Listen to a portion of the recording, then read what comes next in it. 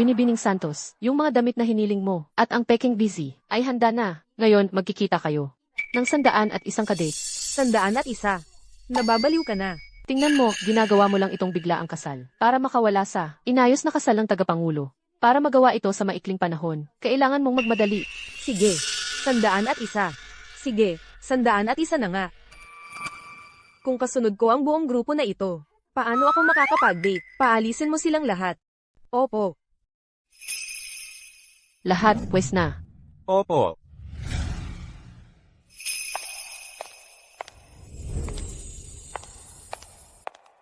Kumusta? Ako si Marco Reyes. 25 na ako. Hi, ako si Tanya. 27 na ako. Buwanang kita, $14,000. May kotse ako. Buwanang kita, $22,000. May sarili akong bahay. Hindi kailangan ng dote. Walang bigay kaya. Kondisyon. Pumirma ng kasunduan bago ikasal. Kondisyon, hindi makialam sa buhay ng isa't isa. Inaasahan ko sana. Pasensya na. Ako'y isang taong medyo tradisyonal. Inaasahan kong ang asawa ko ay manatili sa bahay at mag-alaga ng mga anak. Mas mainam magkaroon ng isang lalaki at isang babae. Sa ganoong kababang sweldo, bakit pa mag-aaksaya ng prenup? Hindi pa nga kasal. Naglalaro na ng plano. Nakakadiri. Ikaw, ang payat mo masyado. Parang hindi ka makakapag-anak. Ikaw. Huwag kang lalayo.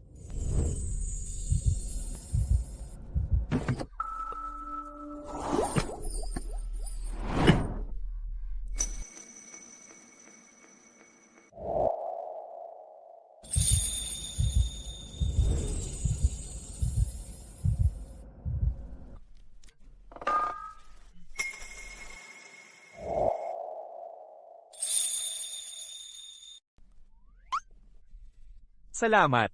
Kanina, narinig ko ang mga kondisyon mo. At ang sa iyo. Narinig ko rin. So, ano ang tingin mo? Sa akin? Nasa tabi lang ang opisina ng kasal. Tara na. Tara na.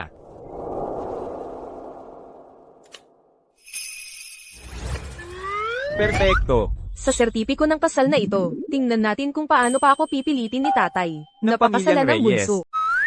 Oo nga pala.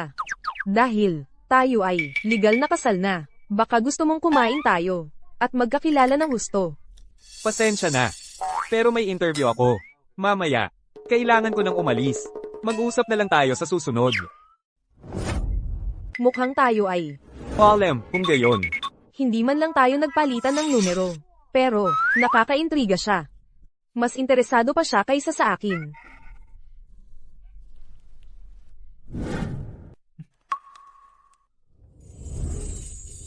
Ginoo. Sinusubukan mo na namang pilitin akong umuwi? Hindi ko po magagawa yun, Ginoong Reyes. Sabi po ni ate. Kailangan mong umuwi ngayong gabi, para sa hapunan kasama si Binibining Santos. Sabihin mo sa ate ko, na may asawa na ako, may asa. At sabihin mo sa mga magulang ko, na mula ngayon, kailangan nilang tumigil sa pagpipilit sa akin na magpakasal sa inayos na kasal. May asa. May asawa na? Paano ka basta-basta nagpakasal, Ginoong Reyes? Tama na. Pupunta na ako sa interview ko. Huwag mo akong sundan. Ginoong Reyes. Ate, sabi po ng Ginoo, may asawa na siya. Hanapan mo ako, ng apartment sa downtown. Hindi naman kailangang masyadong malaki. Na may buwanang upo na mga $2,200. Mga ilang square feet kaya? Para sa downtown, mga 30 siguro. 3,000 square feet lang. E di kumuha tayo, ng 3,000 square feet. 300 square feet po. 300 square feet. Pwede pa ba yang tirahan? Masyadong maliit yan. Kailangan pa rin natin ng mas malaki. CJ, Hindi ba't sinabi ko sa'yo, ang kalinisan ng kumpanya ay napakahalaga sa ating imahe. Tanya Santos.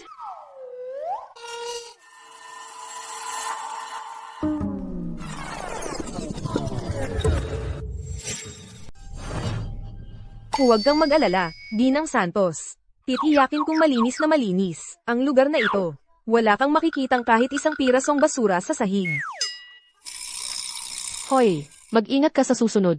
Kapag nahuli ko pang nagkakalat dito, matatanggal ka na. Opo, Ginang Santos. Pangako ko po.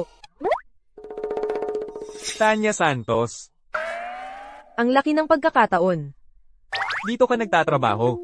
Oo, Kaya, yun ba, ang boss mo, si Ginang Santos? Siya. oo. Kaya yung interview na sinasabi mo, para sa Grupo Santos. Magsisimula na ang interview. Kung wala ka sa loob ng conference room at nakapirma sa pinto, kanselado na ang interview mo. Kailangan ko nang umalis, may biglang nangyari.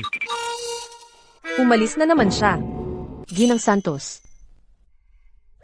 Nakagulat ka naman. Ano?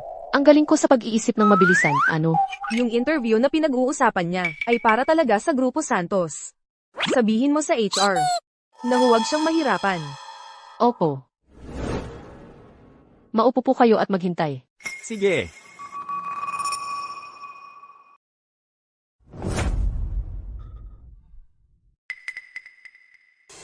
Jose Cruz, Supervisor Cruz. Kilala mo siya. Marco Reyes. Hindi ba siya yung umalis dahil hindi kayang bayaran ang tuition? Anong karapatan niya para mag-interview sa Grupo Santos? ano? Hindi mo ako naaalala? Kandidato. Pakiusap, huwag makipag-usap sa tagapanayam. Ha? Ikaw pala ang tagapanayam.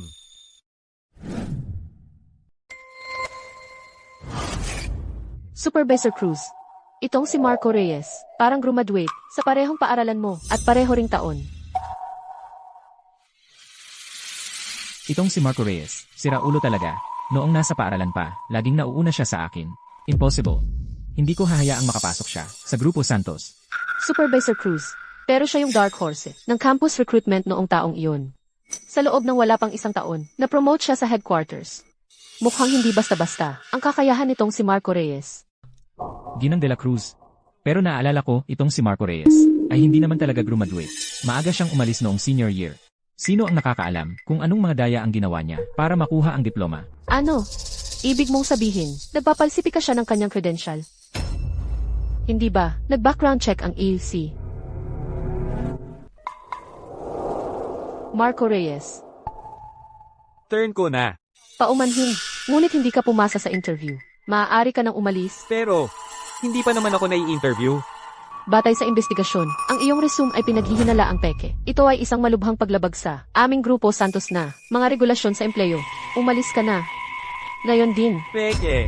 Imposible. Ang resume ko, hindi peke. Teka, dahil lang ba kasi, sa sinabi sa resume ko na single ako, Gino, ang aming impormasyon ay hindi kailanman nagkakamali. nangangahas kang magpeke ng dokumento para sa Grupo Santos. Ang lakas ng loob mo. Eksakto. Nakakatawa naman. Ginoo, umalis na po kayo. Ay nako, kung lumabas ito, tiyak na malalaman ng ate ko. Hayaan mo na, maghahanap na lang ako ng ibang paraan. Bukod sa pagkakakilanlan ko, wala namang peke sa resume ko. Ganun ba kalakas ang Grupo Santos? Paano nila natuklasan ang totoo kong pagkakakilanlan bilang bunso ng pamilyang Reyes ng napakabilis? Sandali lang. May itatanong lang ako sa'yo. Anong hinahabol mo? May itatanong lang sana ako sa'yo.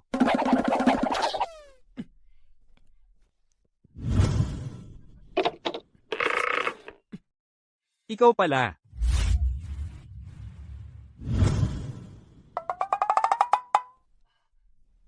Nagtatrabaho ka sa Grupo Santos? Kaya, pwede mo bang sabihin sa akin? Tungkol kay Ginang Santos, ano ba talaga siya? Bakit mo tinatanong? Nagusyoso lang. Kung gayon, ano ang masasabi mo? Tungkol sa kanya?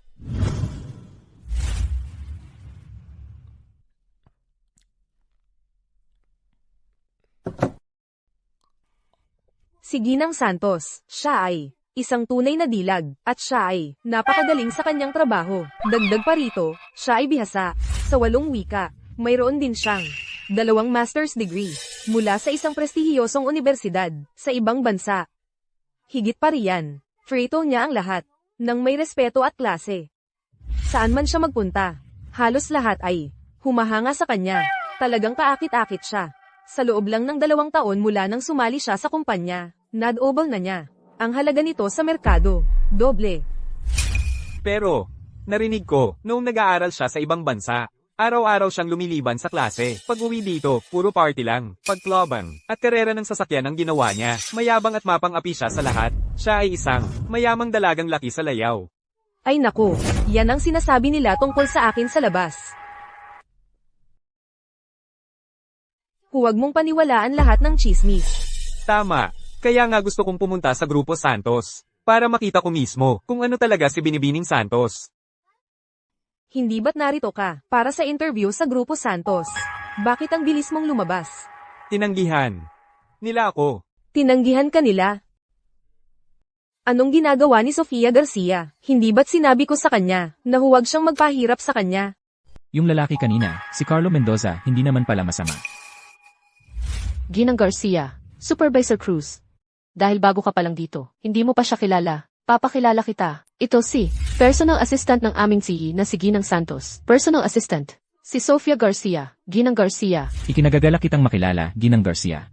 Sinabi sa akin ni Ginang Santos na hindi siya makakarating sa mga interview ngayong araw. At saka, sa mga aplikante, may aplikanteng nagangalang Marco Reyes, tama ba, Ginang Santos? May iba pa bang bilin siya?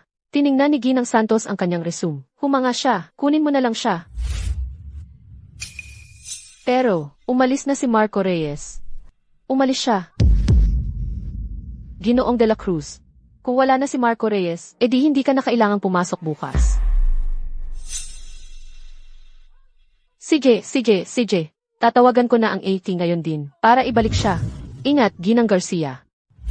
Huwag kang panghinaan ng loob. Ang hiring process ng Sterling ay talagang mahigpit lang. Pero, ni hindi man lang ako na-interview. Tinanggihan na agad nila ako. Tinanggihan ka nila kahit walang interview.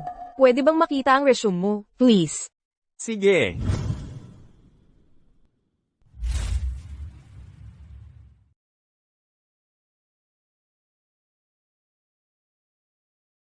Ikaw lang ang gumawa nito lahat. Siyempre, Maniwala ka sa akin. Makukuha mo yan. sasamahan kita. Ang katulad mo ay tunay na nakatagong kayamanan. Kung ipagpaliban ka ng Sterling, sila ang Luigi. Sa lahat ng papuri na ito, nahihiya na ako. Huwag kang mahiya. Sinasabi ko lang ang totoo.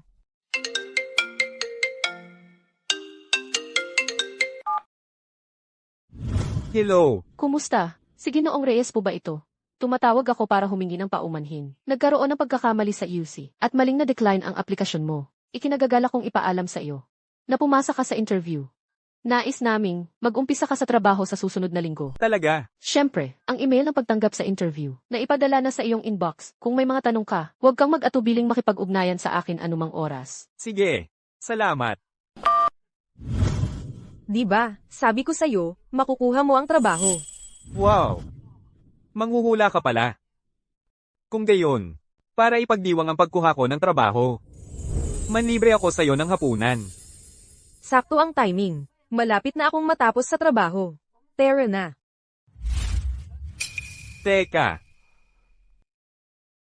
Grupo Santos. Oras na ng uwian. Ang posisyon ko ay medyo espesyal. Kakaiba. Sa wakas, tapos na sa trabaho. Hayaan mong sabihin ko sa'yo, ngayon ay... Kaya ikaw ay... Ako ay... Hindi. Ayos lang. Ang pagiging janitor ay nangangahulugan pa rin kumikita ka ng tapat na kabuhayan. Ang pagsusumikap, ang pinakamarangal na bagay. Tara na, dadalhin kita sa hapunan. Janitor.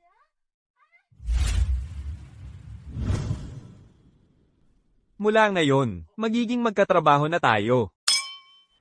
Ang pagiging magkatrabaho ba talaga ang tanging bagay na dapat ipagdiwang? Ano pa ang mayroon na ipagdiriwang? Marco, ang laki ng pagkakataon. Nandito ka rin pala. Kanina ko pa iniisip na wala akong kasamang kakain. Hindi pa ako pumapayag na umupo ka rito. Sa ating relasyon, kailangan ko pa ba talaga ng pahintulot mo? At sino ito? Siya ay... Pasensya na. Bigla kong nakalimutan ang pangalan mo. Kamusta? Ako. Naalala ko na. Ikaw yung... Ikaw ba yan? Yung nasa. Sa totoo lang, ako yung... Yung nasa marriage certificate ni Marco, ang magandang binibini. Nagmayabang pa nga siya ngayon. Nagpadala ng litrato sa akin. Oo, ako yung... Yung legal na kasal kay Marco. Paano ko makakalimutan na ikinasal ako? Sinindap mo ako. Akala ko malalantad na ako. Marco, swerte mo. Ang ganda talaga ng babaeng to kaysa sa litrato. Hoy, magpapakilala naman ako. Ako si, matalik na kaibigan ni Marco. Daniel Lim ang pangalan ko. Pwede bang magtanong? Ikaw lang ba ang anak? Ilan kayo sa pamilya nyo? Ano ang trabaho ng mga magulang mo? May kotse o bahay ka ba? Tigil. Nagsisikap lang. Akong magtanong para sa'yo, pwede nating baliwalain ang estado sa buhay, pero ang pinagmulan ng pamilya ay dapat mong malaman. Well, ganito yan. Ako lang ang anak. Maaga namatay ang nanay ko, pero buhay pa ang tatay ko. Magandang binibini, narinig kong may-ari ka ng lugar sa lungsod ng Liwanag. Ngayong kasal na kayo, ang susunod na hakbang ay magsama na kayo sa iisang bahay, di ba? Hindi. Oo. Ang bilis naman. Tama na. Pare, tinutulungan lang kita. Napakaganda ng babaeng to. Kung hindi mo sasamantalahin ang pagkakataon, huwag kang magsisisi sa huli. Pero, isang araw pa lang tayong magkakilala. Legal na kayong mag-asawa. Legal na mag-asawa. Anong problema? Sige na, pare. Paumanhin. Madaldal lang ang kaibigan ko. Huwag mo sanang isipin. Sa totoo lang, naisip ko lang. Sa totoo lang, tama naman ang sinabi mo. Dahil tayo ay legal na mag-asawa na, ang pagsasama ay dapat ayos lang. Nakikita mo, sang-ayon ng magandang binibini. Anong inaantay mo? Walang mas mabuti kaysa ngayon. Magsama na kayo ngayong araw. Totoo naman. Tara na nga. Dadalhin kita para makita ang lugar ko. Siguro sa susunod na lang. Sa susunod. Ngayon lang, ako nag-umpisa ng bagong trabaho. Marami akong mga bagay na kailangang ihanda. Dapat na tayong umalis. Ako na ang nagbayad. Akala ko ako ang magbabayad. Sinabi ko na, ako ang taya ngayon. Hanggang sa muli. Ang numero mo. Hindi man lang kami nagpalitan ng numero. At umalis na lang siya.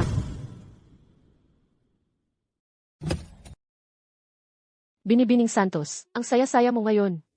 Halata ba? Halatang halata ba? Mukhang, nagustuhan mo si Ginoong Reyes. Si Marco Reyes ay isang nakakatuwang tao. Pero, may pakiramdam ako na nakita ko na siya dati. Dapat nagkita na tayo dati.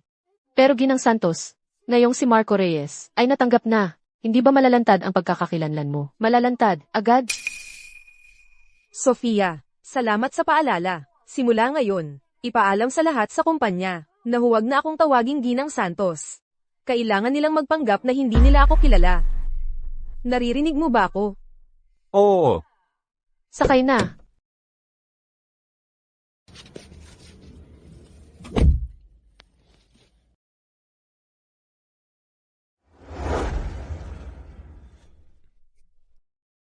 Ang kotse na to, di ba yan ang pinakabagong modelo ng Porsche na pinagmamasdan ko lang? Tanya Santos. Marco. Driver, dito na lang okay na. Salamat. CJ, 6 na piso po iyon. Scan lang po dito. Nascan na. Salamat. Yung kotse doon. Iyon ba yung sinakyan mo? Oo. Nagmamaneho ng ₱1,000,000 kotse para sa ride-sharing app para lang ma-experience ang buhay? Eh bakit? Bumababa ka ngayon? Hindi pa tayo nakakarating sa opisina. Yung kotse na ito, hindi komportable para sa akin. Gusto ko lang maglakad. Papasok ka rin ba sa opisina? Sabi mo may sasakyan ka. Ito ba yun? Electric scooter. Sasakyan pa rin naman ito. Ma-late na tayo. Ako, papasok na ako. Hindi mo ba ako isasakay? Paano kung ako na lang ang maghatid sa'yo?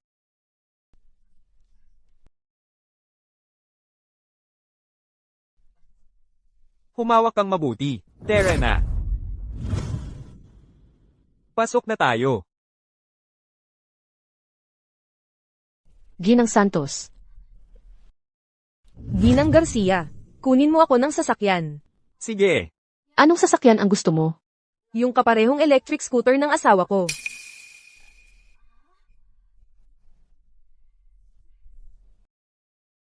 Marco Reyes. Kilala mo ako? Ikaw nga talaga. Paano ka naglakas loob na pumunta sa Grupo Santos? Hindi ba sapat na kahihiyan ang interview na yon para sa'yo? Naalala ko na. Nandoon ka rin pala, isa sa mga aplikante noon. Pumasa ka rin? Siyempre pumasa ako. Galing ako sa Veridia University, top graduate. Galing ka rin sa Veridia University? Ang lakas ng loob mong magpanggap bilang graduate ng aming paaralan. Isang impostor na tulad mo, nagpeke ng mga dokumento. Kumalat na ang balita sa buong kumpanya. Nagpanggap ako ng mga dokumento. Kaya pala noon, nang sabihin nilang may problema sa mga dokumento ko, hindi nila tinutukoy ang background ng pamilya ko. May hindi pagkakaintindihan dito. Lihayti mo ang mga dokumento ko. Bukod pa riyan, si Ginoong De La Cruz, ang personal na tumawag sa akin. Para sabihing pumasa ako sa interview, at siya rin. Ang nagsabi sa akin na pumunta rito ngayon para magsimula. Kung hindi ka naniniwala, puntahan mo at tanungin si Ginoong De La Cruz. Tumigil ka dyan. Tigilan mo na ang pagpapanggap. Isang impostor na tulad mo, nagpeke ng mga dokumento. Ang Grupo Santos ay hindi kailanman mag-e-empleyo ng tulad mo. Guardia, nababaliw ka ba? Asikasuhin mo ang sarili mong buhay. Siya yun. Nagpapanggap siyang intern, at nagkakagulo. Palayasin ninyo siya. Tigil. Tigil na yan. Ano na nangyayari dito? Ginoong De La Cruz, sakto lang ang dating mo. Nagpapanggap siyang empleyado ng kumpanya. Sino subukang makapasok sa Grupo Santos ng palihim? Nagpapanggap na empleyado. Katulad mo lang siya. Isang bagong intern na pumasa sa interview. Ano? Hindi ba't siya'y diskwalipikado dahil sa pagpapalsipika ng kanyang kredensyal at akala ko ang kumpanya ay isang intern lang ang kukuha ngayon? Kailan pa naging negosyo ng isang intern? Ang mga usapin ng kumpanya, asikasuhin mo ang sarili mong gawain. Kung ayaw mo sa trabahong ito, umalis ka na. Magsisimula na ang shift. Mag-time in ka na, ngayon din.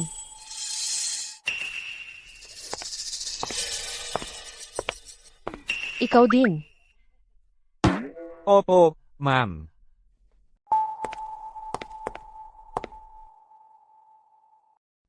Ginang Santos. Sa kumpanya, tawagin mo akong Tanya. Siyempre. Tanya. Tungkol sa paghawak ko doon, nasiyahan ka ba? Mula ngayon, sa kumpanya, hindi ko palalampasin ang anumang mapanirang chismis tungkol kay Marco. Isa pa. Nagsiyasat na ako. Gumraduate nga siya sa Universidad ng Lungsod ng Liwanag. At ang kanyang mga kakayahan ay talagang kahanga-hanga. Huwag kang mag-alala, mula ngayon ako ay sisiguraduhin gabayan siya ng maayos. Isa pang bagay. Bantayan mo siya ng kaunti sa kumpanya. Pero, huwag mo itong gawing masyadong halata. Bago pa lang siya dito, kung masyadong halata, magkakachismisan ang mga tao. Nakuha ko, Ginang San. Tanya. Sige na. Opo, maam. Agad-agad, Ginang Santos. Ang hirap niyang turuan.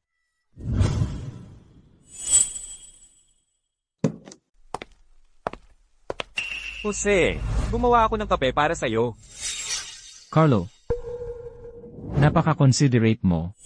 Pero hindi ako mahilig sa kape sa umaga. Mas gusto ko ang tsa. Gagawa na ako para sa'yo ngayon din. Hindi na kailangan. May ipapagawa nga pala ako sa'yo. Tungkol naman sa maliliit na gawain tulad nito, may ibang makakagawa niyan. Marco. Narinig mo yan? Gumawa ka ng tsaa para kay Jose, ngayon din. Ako, ano pa? Para sa isang pinakawalang kwentang tao tulad mo, isang ganap na sayang lang sa espasyo. Ang pagtimpla ng tsaa, ang trabaho mo talaga. Pasensya na, pero, inupahan ako para magtrabaho. Hindi para magpaikot-ikot. Para sa isang taong pumalsipika ng kanyang diploma. At pumasok sa likurang pinto, ang mga simpleng gawaing tulad nito, ay bagay na bagay sa'yo. Uulitin ko. Hindi ako pumalsipika ng diploma ko. Ha? Tinatanggi mo pa rin? Makinig ka. Alam ko ang buong kwento. Umalis ka. Sa mismong simula ng iyong huling taon. So saan galing itong diploma? Nag-leave ako dahil sa kalusugan sa simula ng huling taon. Hindi ako umalis.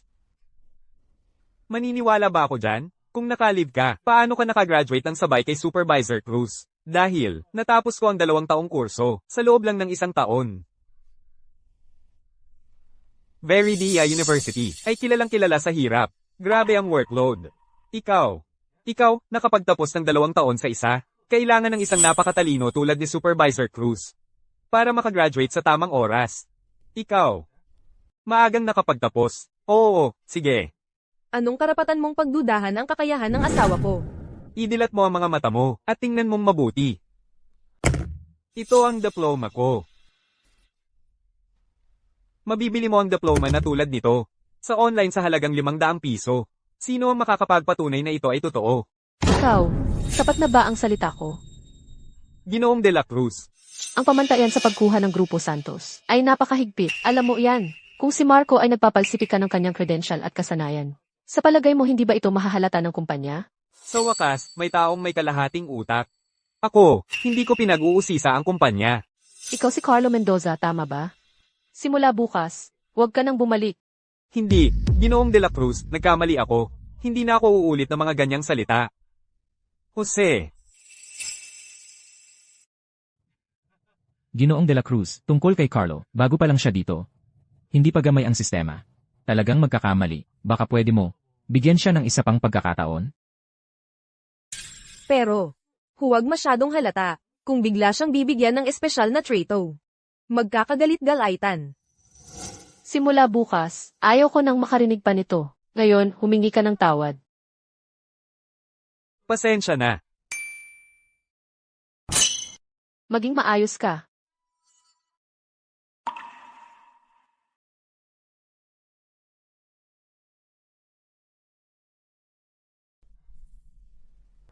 Ako, dapat ba akong pumunta? At magpasalamat kay Ginoong De La Cruz.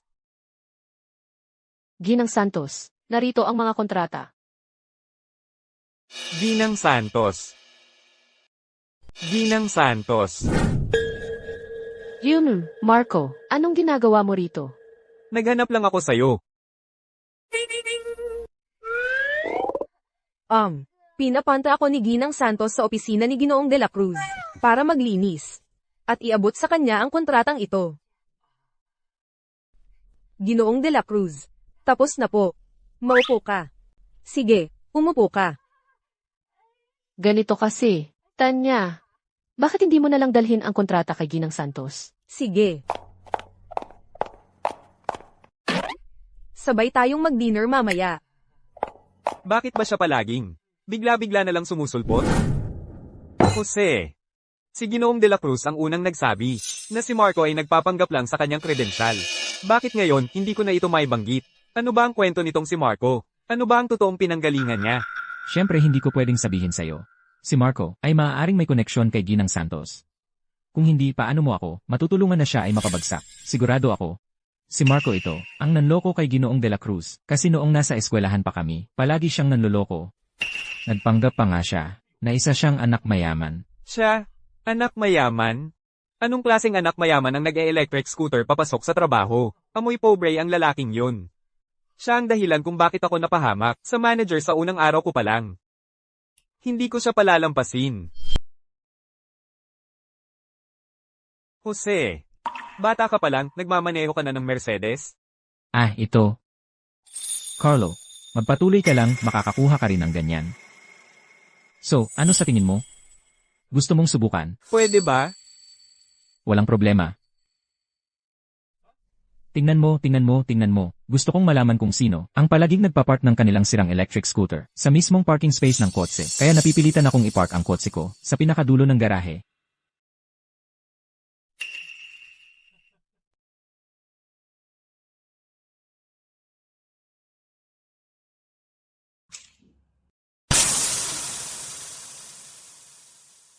Naglilihim. Anong nangyayari dito? Ang scooter na ito ay siguradong napakadaling gamitin, tulad ng kotse ko.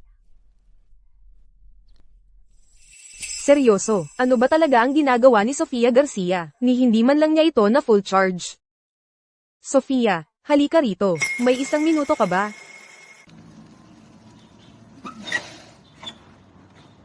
Tanya, Marco, ito ba ang bagong kotse mo? Bakit eksaktong kapareho ito ng sa akin? oo, mukhang maganda naman ang kalidad ng sa iyo, kaya bumili ako ng kapareho. Ang gulong mo ay flat.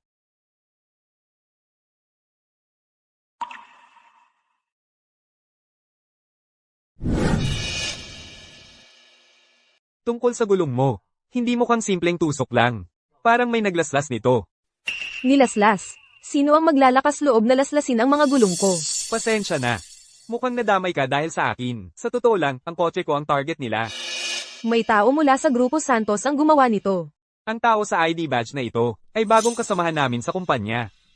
Siya, dahil pinahirapan niya ako ngayon. Nasabon siya ng boss. Ang hula ko. Ako ang target niya. Pero ang nangyari, maling kotse ang nalaslas niya.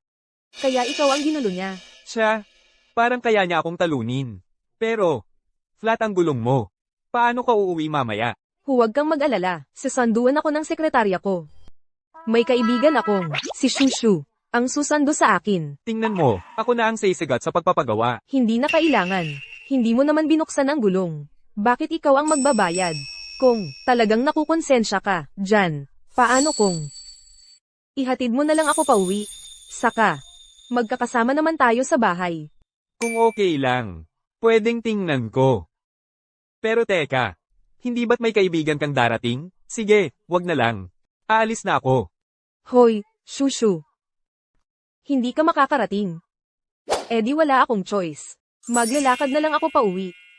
Hindi makakarating ang kaibigan ko, kaya makikisakay na lang ako. Sakay na.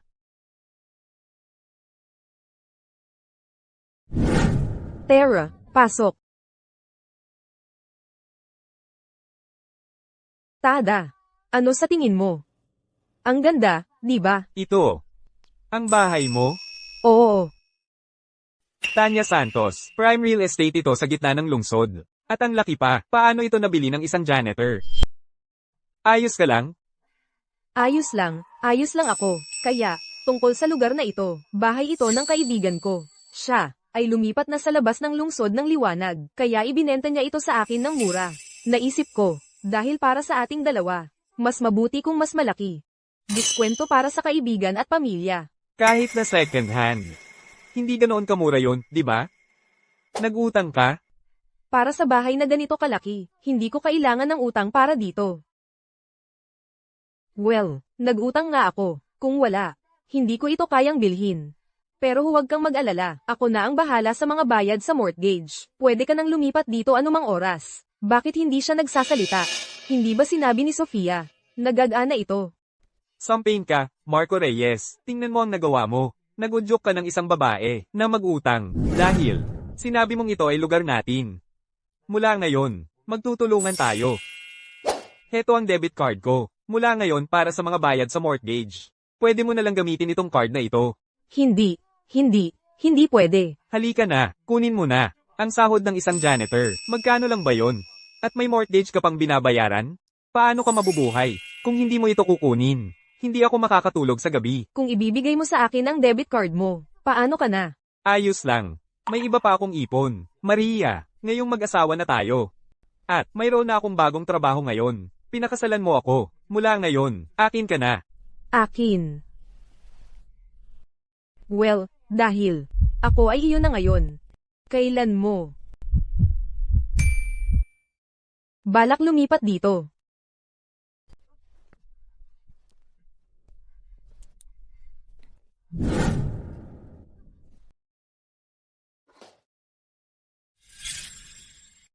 Binibining Santos. Hoy, sinindak mo ako. Umalis na si Ginoong Reyes.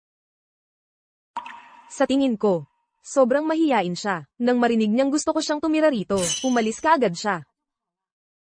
Hindi ito card mo, di ba? Card ng asawa ko ito. Nako, Binibining Santos. Bilyonarya ka na. Card pa rin ni Ginoong Reyes ang gamit mo. Hindi mo talaga naiintindihan, no?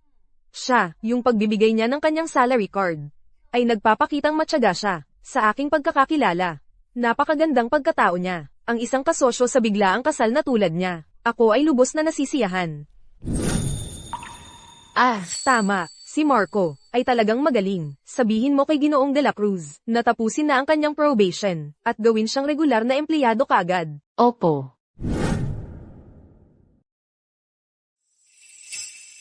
Young Master, nakauwi na po kayo. SHH. Nani, tulog na ba ang ate ko? Ang young miss, siya po ay. Kapag may kapatid kang pasaway, paano ako makakatulog?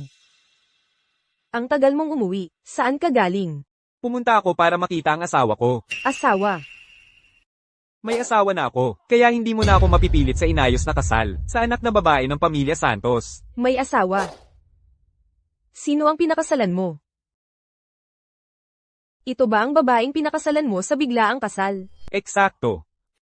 Kung hindi ka naniniwala sa akin, maaari mong kunin ang marriage certificate at i-verify sa marriage registry office. At saka, kami ng dalawa ay, naganap na ang kasal. Magkakasama na kaming titira. Kung mag-aayos ka pa ng ibang kasal para sa akin ngayon, magkakasala ako ng bigamy. Ano? Naganap na ang kasal. Oo, Lilipat para magsama. tama. Sige. Mabuti naman. Ate, ayos ka lang ba? Ayos na ayos ako, bunso. Ikaw. Hindi ka. Galit. Matulog ka na ngayon. Mahal kita, bunso. Ate ko. Masyado bang mabigat para sa kanya? Nabaliw na ba siya? Marahil ang binibini ay tunay na masaya para sa iyo. Hello, Ginoong Sterling. Hindi ko inaasahan na ang asawa ni Marco ay si Maria pala. Totoo, nang ang batang si Maria ay dumating na may daladalang marriage certificate. Ako mismo ay nabigla. Akala ko baka kapangalan lang. Tama, tama, ang mga kabataan ngayon talagang marunong mag-enjoy sa buhay. Mabuti na lang. Ang dalawang ito ay tiyak na talagang itinadhana, tunay na magkatugma. Sa tingin ko ang kapatid ko ay talagang nahumaling kay Maria. Ayon sa kanya, sila ng dalawa ay naganap na ang kasal. At nagpaplano silang magsama. Hindi na. Kakauwi ko lang kay Maria sa kanyang kwarto. Ginoo, paano kung tayo na lang, magkunwari tayong walang alam. At tahimik na, magbigay ng kaunting tulak. Yaya, anong ginagawa mo? Ginoo, sabi ng ate mo, dahil kasal ka na ngayon, hindi na kailangan na dito ka pa tumira. Seryoso ka ba, ate? Sa kalagitnaan ng gabi, talagang palalayasin mo ako? Si Daniel, bakit ang tagal niya? Bakit ang tagal mo?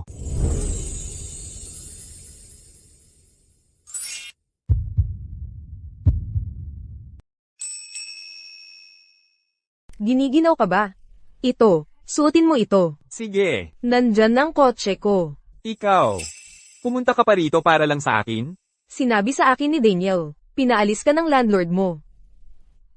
Tara na. Ako na.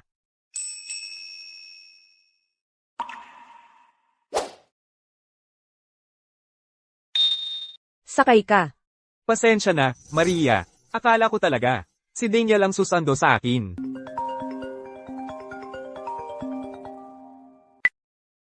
Hoy, nakuha mo ba siya? Daniel. Ikaw ang sinabihan kong sunduin ako. Bakit si Maria ang pinasundo mo? Sandali. Paano mo nakuha ang numero niya? Nakuha ko sa dating site. Dapat magpasalamat ka, pare. Yung magandang binibini. Narinig na pinaalis ka ng landlord mo. At dumiretso para sunduin ka. Dapat magpakita ka ng magandang asal. Hindi ako makapaniwala sa ginawa mo. Paano mo siya napasundo para sa akin? Maria, ikaw. I-drop mo na lang ako sa bahay ni Daniel. Yun lang. Nababaliw ka ba? Bakit sa bahay ko? Malayo ang bahay ko sa probinsya. Ayos lang. Malapit lang ang bahay ko. Makakarating tayo sa ilang minuto. Oo, napaka-considerate ng magandang binibini. Huwag mong tatanggihan. Ibaba ko na. Teka. Ang kwartong ito. Komportable naman pala.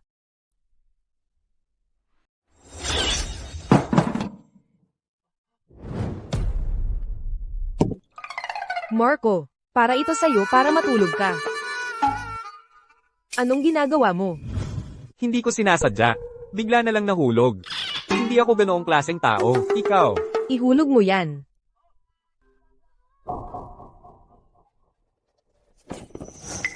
Ang pajama mo. Ah, ito ay malaking pagkakamali. Hello, Sofia. Bakit ang dami mong nilagay na lingiri sa kwarto ko? Ano ba to? Binibining Santos. Naisip ko lang kasi, ikaw at si Ginoong Reyes ay kasal na ngayon. Kaya naghanda ako ng mga gamit para sa inyo. Para magkaroon ng mood, alam mo, para uminit ang samahan ninyong dalawa. Kung gayon, sa palagay ko, dapat kitang pasalamatan ng maayos.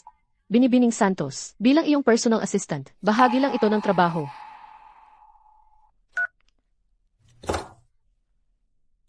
Oh, hindi. Disgrasya ito.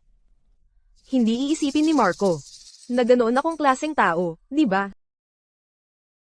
Kailangan kong ipaliwanag ito ng malinaw. Hindi ko pwedeng hayaan siyang magkamali ng akala sa akin. Kailangan kong linawin ito. Hindi ko pwedeng isipin niya na ganoon akong klaseng tao. Sa totoo lang, Ang nangyari kagabi ay hindi pagkakaintindihan lang. Oo, hindi pagkakaintindihan lang iyon. Talagang hindi ako yung klaseng lalaki na basta na lang kukuha ng damit ng iba, isang maniakis. buti na lang hindi pagkakaintindihan lang. Well, kain na lang tayo. Oo nga pala. Naayos mo na ba yung electric scooter mo? Hindi pa. Paano ka? Pupunta sa trabaho mamaya. Magda-drive na lang ako. Gusto mong ihatid kita.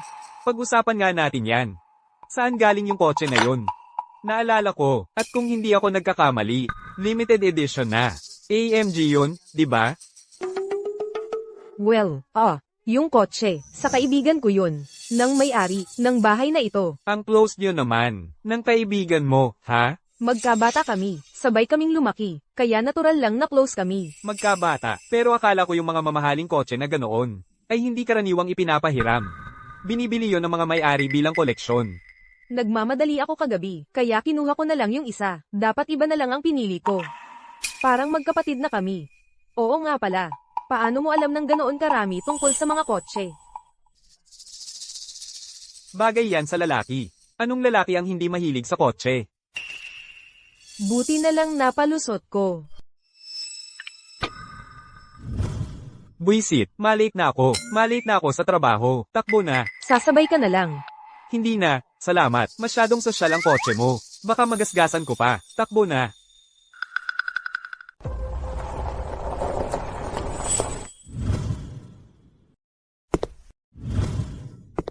Jose.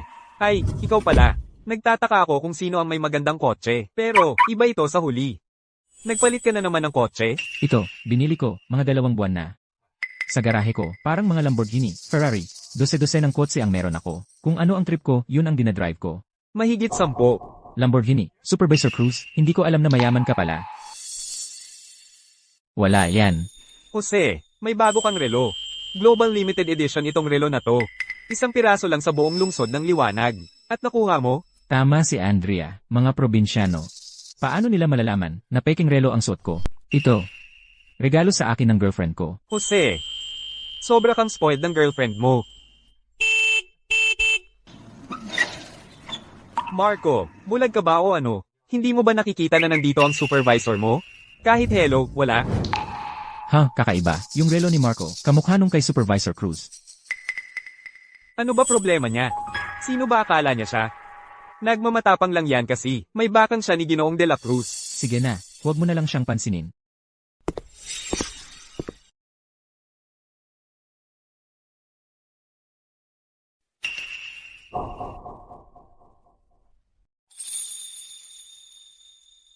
Jose, hoy, di ba to relo mo? Yung gawa, yung materyales, tunay na klaseng relo ito. Paano nakabili si Marco ng ganito kamahal na relo?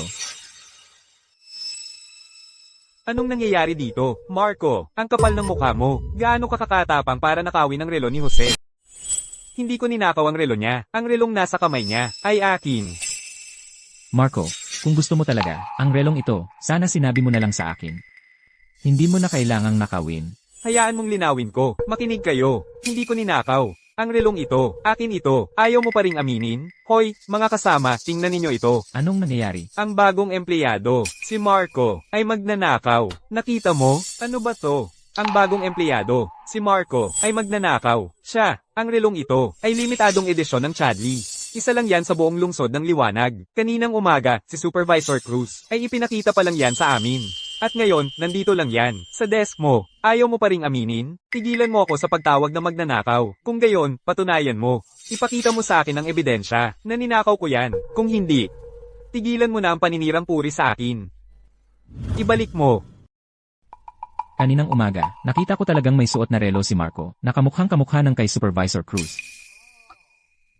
Kaya hindi mo pala ninakaw. Bumili ka lang ng pekeng relo. Marco, hindi ko alam na ganyan ka kapaimbabaw. Nagsusuot ng peke sa trabaho. Carlo, kung ipagpapatuloy mo ito, ang paninirang puri sa akin, hindi ako mag-aatubiling tumawag ng pulis. Marco, hindi iyon pagkakamali, Carlo. Pero kung hindi ka sana, nakasuot ng peking relo, hindi ka sana nagkamali. Paano mo nasabi? Napeke ang relo ko? Nako, huwag mo nga. Iisa lang ang relong ito sa buong lungsod ng liwanag. Ni kotse nga na libo-libo ang halaga, ay hindi mo kayang bilhin. Electric scooter ang sinasakyan mo papasok araw-araw. Paano mo nabili ito? Sigurado ka, napeke ang relo ko. May ebidensya ka ba? Syempre meron. Ang mamahaling relo na tulad nito, ay laging may kasamang resibo.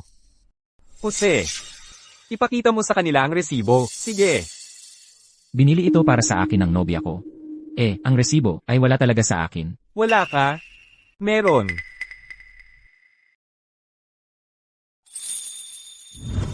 Gusto mong makita? Tingnan mong mabuti. Tingnan ko. Opisyal na sertipiko nga ito mula sa Chadley. 400,000 dolyar. 400,000. Ang mahal naman. Mayaman ka. Jose. Ito. Jose. Ito. Ako naman, mali pala ako. Ang girlfriend ko, ang bumili nito para sa akin mula sa abroad. Malamang ibang model lang, kaysa sa mga binebenta rito. Tama. Siguro nga yon. Kaya malaking pagkakamali lang pala ang lahat. Humihingi ako ng paumanhin. CJ, Marco, magkakasama tayong lahat dito. Huwag kang magpakapal. Sige na, sige, lahat, umalis na kayo. Magtrabaho na kayo. Sandali. Ano pa ang gusto mo? Dahil ayaw mong humingi ng tawad. Ito namang tubig na ito, ang gagamitin kong panghugas sa marumi mong bibig. Ikaw. Marco Reyes, gago. Magbabayad siya sa ginawa niya. Tama na. Ikaw naman, naging padalos-dalos ka rin. Sa kagaya niya, kailangan mong maging listo. Jose, ipinagtatanggol lang kita. Si Marco, yung lalaking iyon. Nakita niyang bumili ka ng bagong relo. Kailangan niyang gayahin. Sino ba ang nakakaalam kung saan niya nakuha ang ganoong kalaking pera? Sa ganda ng mukha niyang yan. Malamang. Sugar baby siya ng isang mayamang babae. Tama na. Kapag matatag na ang pwesto ko sa kumpanya, maagang makukuha ko para sa iyo ang permanenteng posisyon at mapapaalis ko si Marco Reyes dito. Nakuha ko, Jose.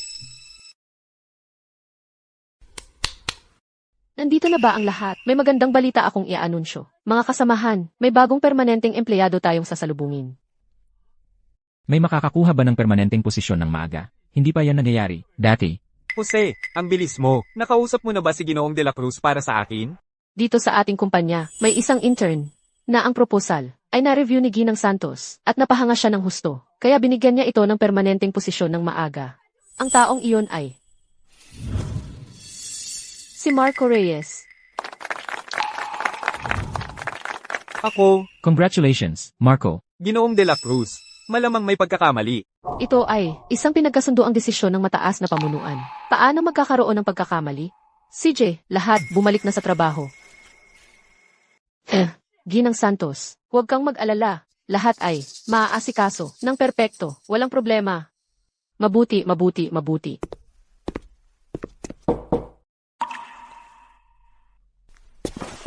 Ginoong De La Cruz, ano ang gusto mong pag-usapan? Maupo ka.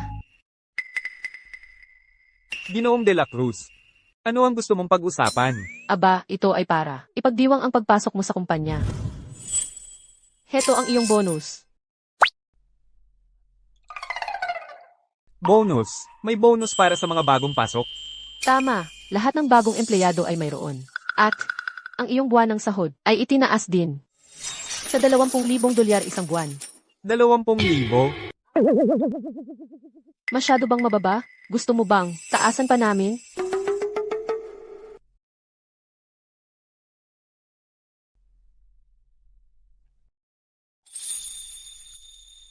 Ang Grupo Santos, mabuti talagang magpasweldo sa empleyado, ha? Marco Reyes.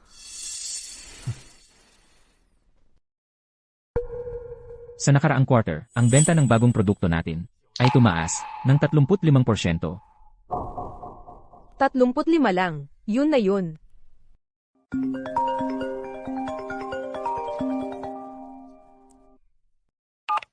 Mahal. Sino yan? Huwag mo nang itanong. Hello, mahal. Tapos ka na ba sa trabaho? Hindi pa. Pinag-overtime kami ng boss. Sila ang nagpapa-overtime sa amin. Kailangan pang mag-overtime ang isang janitor? Kailangan ba talagang mag-overtime ang mga janitor? May meeting kami ng mga janitor ngayon. Sabi nila, ang cleanliness score natin ngayon ay tumaas lang ng 3.5%. Pinagalitan na naman tayo ngayon. Pero tumaas naman, di ba? Pinag-iinitan pa rin tayo dahil doon. Ang higpit naman nun. Pero tama ka, siguro hindi dapat tayo masyadong mahigpit. Pero ang target natin ay 5% pagtaas ngayon.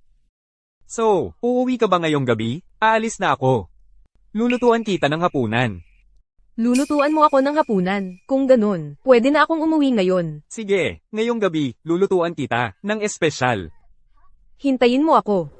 Wo. Tapos na ang meeting. Wow! Yun na yon. Tapos na tayo. Akala ko talaga, mapapagalitan tayo. Ang mood ni Ginang Santos ay nagbago ng todo. Si Ginang Santos. Ay ikinasal. Kailan pa? Ewan ko.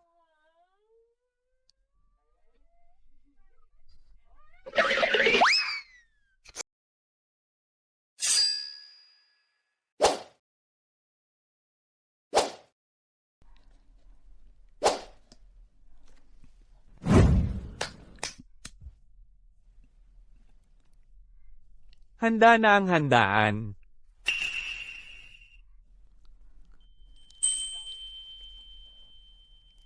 Ito ba ang malaking handaan na sinasabi mo? Ito'y hindi ordinaryong instant noodles. Nilagyan ko ito ng sausage, itlog, at sariwang gulay. Sakto lang ang timpla, masustansya, ang ganda ng itsura at amoy. Paano yan hindi maituturing na tunay na pagkain? Tara, tikman mo. Sige.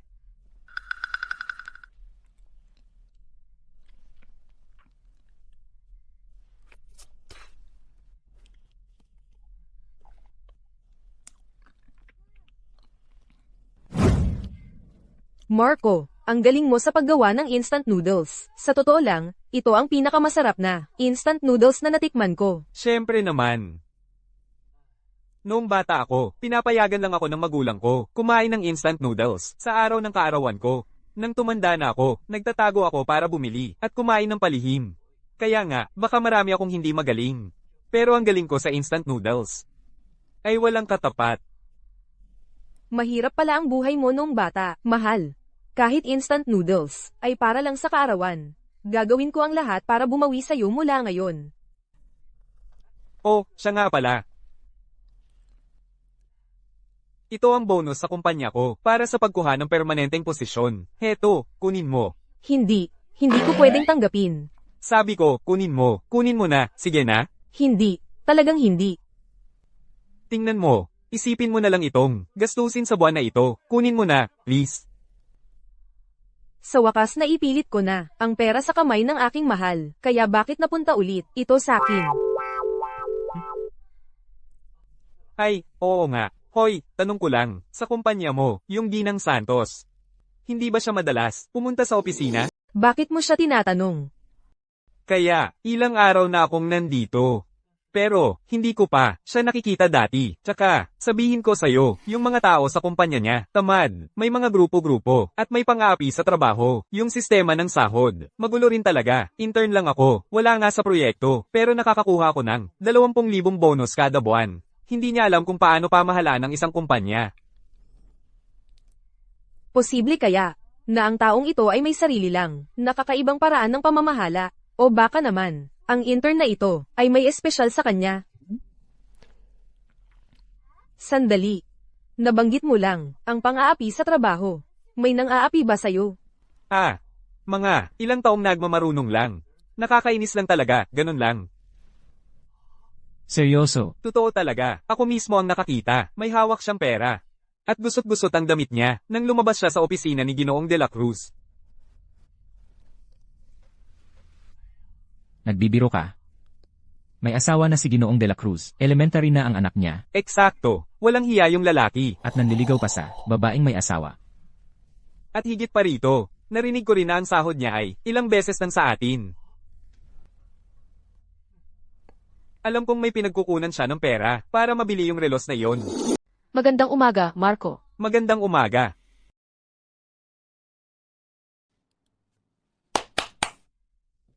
May ipapaalam ako sa inyong lahat. Magandang balita ito. Supervisor Cruz, na sumali lang sa punong tanggapan, isang buwan ang nakalipas, ay nakakuha na ng kontrata sa HAL Group. Bigyan natin siya ng isang round ng palakpakan. CJ, lahat bumalik na sa trabaho. Ang girlfriend ko ay nag-aayos ng victory party para sa akin sa Mountain View Hotel. Dapat kayong pumunta lahat. Ang Mountain View Hotel, narinig ko, na ang minimum na bayad doon ay 40,000 dolyar. Talaga? Pwede ba talaga kaming pumunta lahat? Siyempre. Kailangan ko lang ipaalam sa girlfriend ko.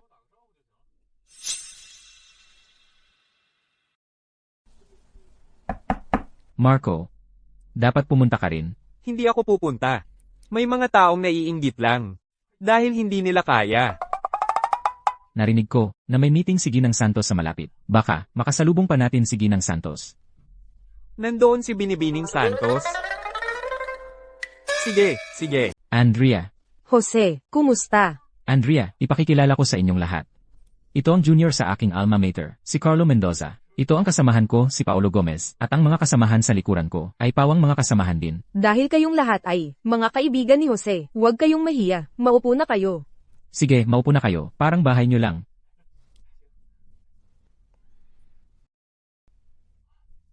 Hindi ba't siya ang tagapagmana ng HAL Group? Jose, kaya ang nobya mo pala ay si Binibining Hale? At si Andrea ay laging sumusuporta sa aking trabaho. Iyon ay dahil lang, napaka-capable mo. Kayong dalawa ay nagpapaselo sa akin. Ah, wala yan. Magsumikap ka at makakahanap ka rin ng para sayo. Pasensya na at nahuli ako. Marco, Ikaw pala. Ginang Reyes, parang kilala si Marco at ang bait-bait pa niya. Kaya ang nobya ni Leo ay si Andrea Reyes. Kaya pala laging nakikialam sa akin. At kailangan pa niyang isama ako sa party niya. Ginang Reyes. Kilala mo si Marco? kaming tatlo ay magkaklase sa kolehiyo. Pero noon kasi, may mga problema sa kalusugan si Marco, kaya nag-leave of absence siya. Leave of absence. Oo nga. Marco, kamusta ka na ngayon? Kaya totoo pala ang degree ni Marco. Oo. Totoo nga. Totoo nga. Ano naman, hindi naman ako ang nagsabi. Ang iba ang nagsasabi. Nasaan si Ginoong de la Cruz? Sabi ni Ginoong de la Cruz, si Ginang Santos, ang nagpalit ng lugar ng meeting, hindi siya makakarating ngayon. Talagang iniwan tayo sa ere ni Ginoong de la Cruz. Hayaan mo na. Maghahanap ako ng paraan para makaalis. Hoy, Jose, paano mo nahakot si Andrea? Sasabihin ko sa'yo, noong kolehiyo ang daming lalaki ang nanliligaw sa kanya. Pero itong si Andrea, ako lang ang tingin niya. Hoy, Pagdating kay Marco, hindi ba type mo rin si Andrea noon? Nagsulat ka pa nga ng love letter sa kanya. ako. Nagsulat ng love letter sa kanya? Hayaan mong linawin ko. Noon, siya ang nahuhumaling sa akin. Mga love letter. Tama. Noon, ang istorya ng paghabol ni Marco kay Andrea ay isang malaking eskandalo. Muntik na silang tumawag ng pulis. Lumang istorya na yan. Bakit mo binabanggit? Tigilan mo yan. Noon, si Andrea ang humahabol sa akin ng sobra. Mga ilang taon na ang nakalipas. Isang estudyante ng Veridia University ang nalunod sa lawa dahil sa nabigong pag-ibig. Nabalita pa nga ito sa lokal. Marco, hindi ikaw yon, di ba? Sa totoo lang, noon, meron talagang isang tao na, nang matanggihan, ay nagbantang magpapakamatay. Pero, hindi ako ang kasangkot doon. Tama ba? Hindi, Hal? Lahat yon ay nakaraan na. Bakit mo binabanggit? Lumalamig na ang pagkain. Kain na lang tayo. Kain tayo. Napakaiwasin naman ni Yenye, Hale. Pwede bang, ikaw ang nagbantang magpakamatay nang matanggihan, Yenye, Hale? Ano ba ang pinagsasabi mo, Ginang? Hale. Mukhang, mali ang pagkakaintindi ng boyfriend mo. Hindi ba sa tingin mo? Dapat mong ipaliwanag? Gawa-gawa lang yan ng media. Bakit mo binabanggit? Pero, Sige. Ang intensyon nito ay isang handaan para sa iyo. Pwede ba tayong kumain, please? Gabi na. Sa sanduan na kita. Sige.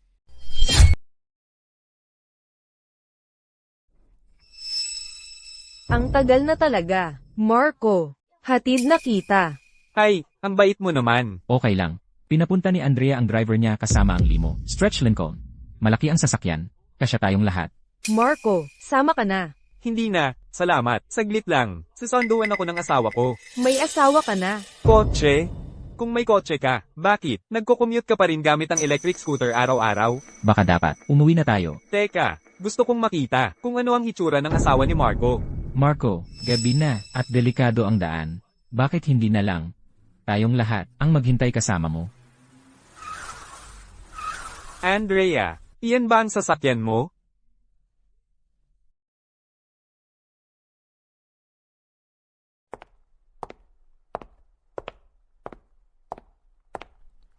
Mahal, nandito ako para sunduin ka pa uwi. Asawa ka ni Marco? Ginang Santos. Ginang Santos. Ano ang sinabi mo? Wala. Mahal, sakay na tayo sa limousine at umuwi na tayo. Nandito ang asawa ko para sunduin ako. Paalam muna sa inyong lahat. Ang swerte naman talaga ni Marco na magkaroon ng napakayaman at napakagandang asawa. Ay naku, yung dati kong pagtrato kay Marco. Hindi pwede. Paano kaya si Marco nakapag-asawa ng napakaganda? Sabihin mo na. Bakit ang drama mo?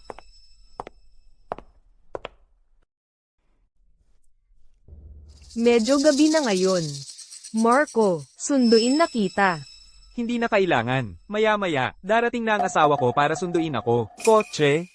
Kung may kotse ka, bakit ka ba nag-e-electric scooter papasok sa trabaho araw-araw? Hoy, Sofia Garcia. Kunin mo ang pinakamahal na mga kotse sa bahay at dalhin mo rito. Kailangan kong ipagmalaki ang asawa ko. Kaya, todo ang effort mo sa buong production na ito. Maria, ang galing-galing mo talaga. Kinilabutan ako. Ang ibang asawa, dapat ikaw rin. Kaya, pwedeng bang ituring na ang prinsesa ang sumagip sa kanyang bayani? Siyempre naman. Nakita mo ba yung mga lalaking yon? Sobrang inggit nila, halos umuusok na ang ilong. Naiinggit silang, lahat dahil mayroon akong napakagandang asawa. Kaya, paano mo ako gagantimpalaan?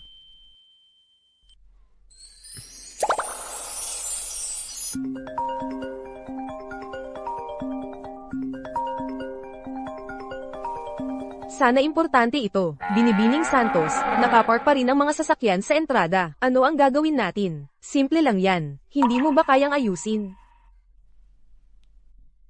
Kanina, sino yung kausap mo sa telepono? Tungkol lang sa mga sasakyang inarkila. Ha, ganun ba? Saan nanggaling ang lahat ng sasakyang? Yun, Ako. Inarkila. Inarkila ko. Inarkila ko. Okay. ang mahal siguro noon. Ah, hindi. Hindi naman ganoon kamahal. Huwag kang gumastos ng ganyan ulit, hindi natin kailangang magyabang. Saka, pinaghirapan mo ang pera mo, hindi mo pwedeng basta-basta lang gastusin. MMHMM. Sige, mahal. Ikaw ang bahala. Sabihin mo lang sa akin, magkano ba? Ito'y ipapadala ko sa iyo ang pera. Hindi. Ang perang ipinadala mo sa akin noong nakaraan. Hindi ko pa nga nagagastos lahat. Hindi ganyan. May kasunduan tayo, ang pera mo ay sa'yo, napagkasunduan nating hindi makialam sa buhay ng isa't isa. Kung hindi mo sasabihin sa akin, hulaan ko na lang, at ipadala sa iyo ang pera. Siguro. 2,000. Ay nako, masobrahan ba ako? Nasaktan ko ang aking mahal. Ganun pala kamura ang magrenta ng kotse. Hoy, mahal. Sa tingin mo rin ay mahal, di ba? Sa tingin ko rin. Ang sama-samang ahensya ng pagpaparenta ng kotse na yon, ay tiyak na niloko ako ng husto. Ay, Mahal pala talaga ang presyong ito, buti na lang hindi ako nakapagsalita. Eksakto. Ganun kamahal? Ewan. Ito'y ipapadala ko na lang ang pera sa'yo. Huwag mo nang gawin ulit yan sa susunod. At huwag kang magbabalik ng bayad sa akin. Mukhang mula ngayon. Kailangan kong sanayin ang aking mahal na gumastos ng pera ko nang walang pagsisisi. Marco, Anong ginagawa mo? dapat ngayon ay handaan ko. Bakit kailangan niyang si Marco ang maging bida? Hindi ka pa ba nabibigyan ng pansin ngayong araw? Pinag-book kita ng pinakamahal na pribadong kwarto sa hotel. Ninakaw ko pa ang kotse ng tatay ko para magpasikat ka. Ano pa ang gusto mo? Kanina sa hapagkainan, ang tingin mo kay Marco ay talagang kakaiba. May nararamdaman ka pa ba para sa kanya? Ew, huwag kang magsalita ng kung ano-ano. Paano naman mangyayari yon? Pero, paano napunta si Marco sa parehong kumpanya mo? Bakit ang dami mong tanong? Ha, wala lang. Nagtataka lang. Bukod pa riyan, may asawa na siya. Wala nang pag-asa sa akin ngayon. Pero, ano ba ang kwento tungkol sa asawa niya? Ang sasakyang minamaneho niya ay maganda naman. Paano ko malalaman? Para lang sunduin ng isang tao, ganun karaming sasakyan ang dala nila. Hula ko, baka upa lang iyon. Pero si Marco ay hindi mukhang tipo ng materialistikong tao. Hoy, nakalimutan mo na ba? Noong nasa eskwela pa tayo, laging nagkukunwari siya na mayaman siyang bata. Sige, huwag kang magalit. Hindi naman ako nahuhumaling sa tipo ng tutoy na iyon. Mas madaling mahuli ang mga lalaking materialistiko.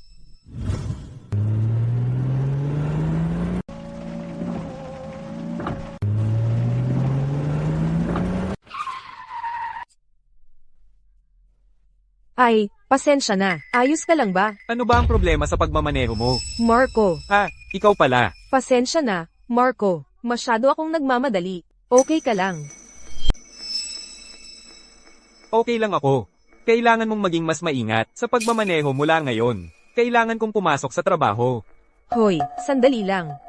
Ang tagal nating hindi nagkita. Paano kung ilibre kita ng pagkain? Hindi, salamat. Nagmamadali ako. Bigyan mo naman ako ng numero mo. Dadaan ako.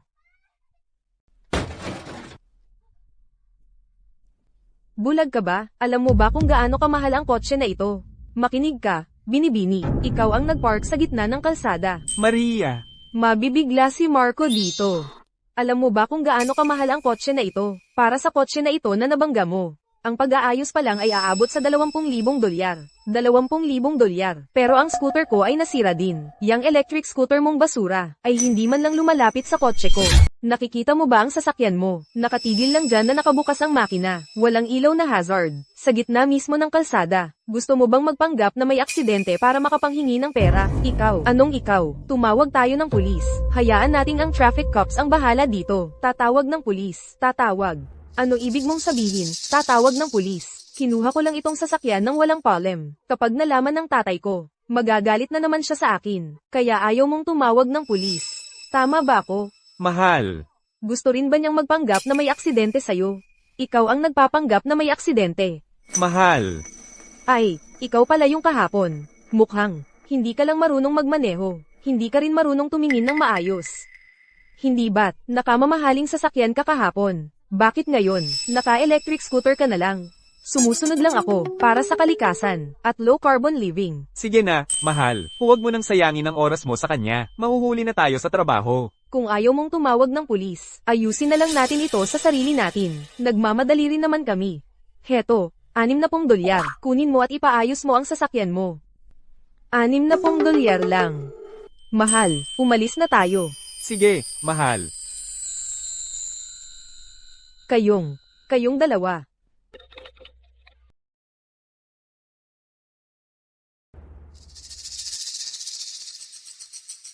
Marco Reyes, hindi ba yan si Marco? Naka-electric scooter na sira-sira. Jose, tama ka. Yung lalaking yan na si Marco, nagpapanggap lang. Akala ko nakahanap siya ng mayamang babae. Ang totoo, puro palabas lang pala. Ang ibang tao, sobrang mapagpanggap. Ay, si Marco pala.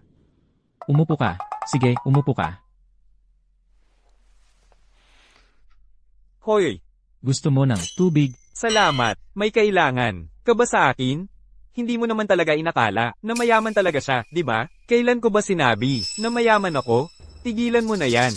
Nakita ko mismo. Kaninang umaga, ikaw at ang asawa mo, sabay kayong pumasok gamit yung electric scooter. Ano? Yung mamahaling kotse, isang gabi lang inarkila. Hoy, tigilan mo na yan, okay? Hoy, Marco, tingnan mo dati, bulag ako sa totoong pagkatao mo. Wala akong ideya na ikaw pala ay. Tumigil ka nga sa pagsasalita. Marco, noon, hindi ko napagtanto kung sino ka. Hindi ko alam na ikaw pala ay. Kevin. Ginoong de la Cruz. Kailangan kong kausapin si Kevin. Kevin, sumama ka sa akin sa opisina.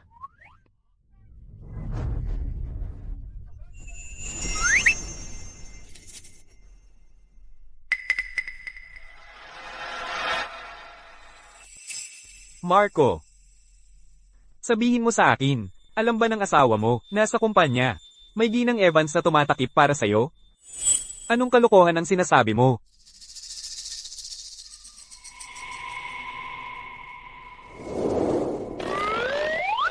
Ano ang gusto mong sabihin kanina? Ginang Evans, ang asawa ni Marco, ay si Ginang Santos pala. Bawasan mo ang boses mo. Matagal ko nang alam ito. Alam mo na pala lahat. Nabanggit ito ni Ginang Santos sa kumpanya noon. Huwag mo siyang tawaging Ginang Santos sa kumpanya. Nag-aalala lang siya na malaman ng mga tao na si Marco ang kanyang asawa. Pero hindi ba alam ng buong kumpanya si Ginang Santos? Marahil ay natatakot siya na magdulot ito ng hindi kinakailangang gulo. Kung gayon, bakit siya nagtrabaho sa ating departamento ng marketing? Malamang ay nandito siya ng palihim. Para siya sa atin ang ating trabaho. Papunta na ba siya? Nasa marketing department natin siya. Nakatago siya. Nagbabantay sa atin. Ay nako, ay nako. Tinulungan ko pa si Carlo Mendoza, napangunahan si Marco dati. At ngayon, hindi naman niya ako tatanggalin, di ba? Ano? Ano nang sinabi mo? Sino ang nang api kay Marco?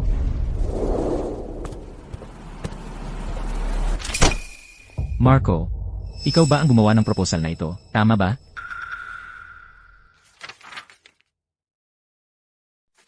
Oo, ako ang gumawa. Sabi ni Ginoong Tan mula sa hawak ng Apex, may mga problema raw sa proposal na ito. Gusto niya ng isa pang meeting para pag-usapan ito. Hawak ng Apex. Parang pamilyar yan. Sandali, hindi ba yan yung kumpanyang binili ko lang? Teka, hindi ba ang Apex ay binili lang ng korporasyon ng Reyes? Base sa pagkakaintindi ko sa hawak ng Apex. Sabi ni Ginoong Tan, mananatili siya. Kaya ang proyektong ito, nasa iyo pa rin. Mananatili. Marco, ang korporasyon ng Reyes ay hindi katulad ng hawak ng Apex. Maliit na kumpanya lang. Ikaw, bilang empleyadong nasa probation, nakakakuha lang ng permanenteng posisyon kung magagawa mong gamitin ang Apex para makakuha ng deal sa korporasyon ng Reyes. Iyan ang magandang pagkakataon mo. Pero, Walang pero. Ngayong gabi, alas 7. Ipapadala ko sa iyo ang address mamaya. itong si Ginoong Tan, ano ba ang problema niya?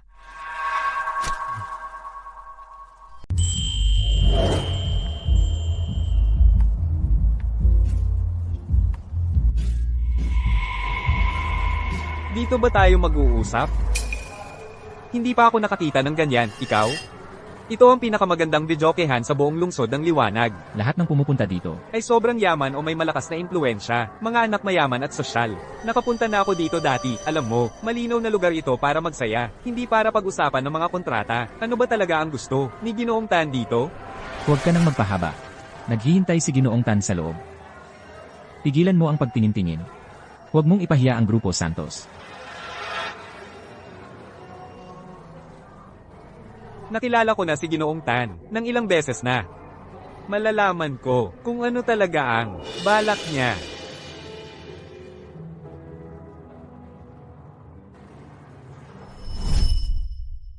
Sige, sayo na ito. Walang problema. Walang problema, narinig ko na may inayos na kasal ka sa pamilyang Reyes. Matagal ko ng kaibigan yun. Mabait na tao yun.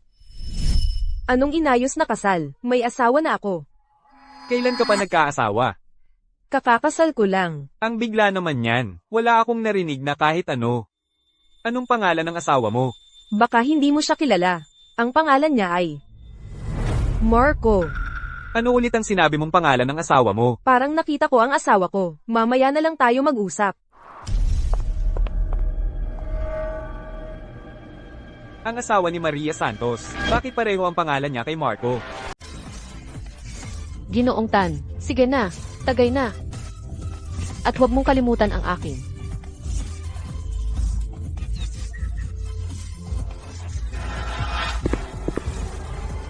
Ginoong Tan.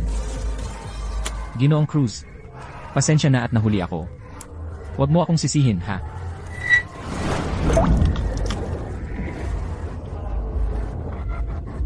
Tuloy ka, Ginoong Tan. Maupo po kayo. Upo ka na. Ginoong Tan. Hayaan niyo po akong magpakilala. Ito po, ang mga bagong empleyado sa kumpanya namin. Carlo, Marco. Kumusta po, Ginoong Tan? Kumusta po, Ginoong Tan? Mabuti. Ginoong Tan, tungkol sa kontratang iyon, akala ko ba ayos na ang lahat? Bakit pa, kailangan nating magkita ulit? Ay! Cruz, alam mo, kamakailan lang, binili ang kumpanya namin ng korporasyon ng Reyes. Mataas ang pamantayan ng korporasyon ng Reyes. Kaya, ang mga usapan natin dati, hindi dapat maapektuhan, di ba? Apektado, sabi mo. Well, medyo. Pero para sa akin, alam naman ng lahat, na masaya lang ako sa ganitong bagay. Sino man ang magbigay sa akin ng magandang oras. ay makakakuha ng pirma ko. Ah, ganun ba, Ginoong Tan? Papasyalin ko ang mga bagong empleyado namin para samahan ka sa inuman. Siguraduhing masaya ka. Gagawin namin yon. Magaling, magaling, at pwede rin nating pag-usapan ang kontrata.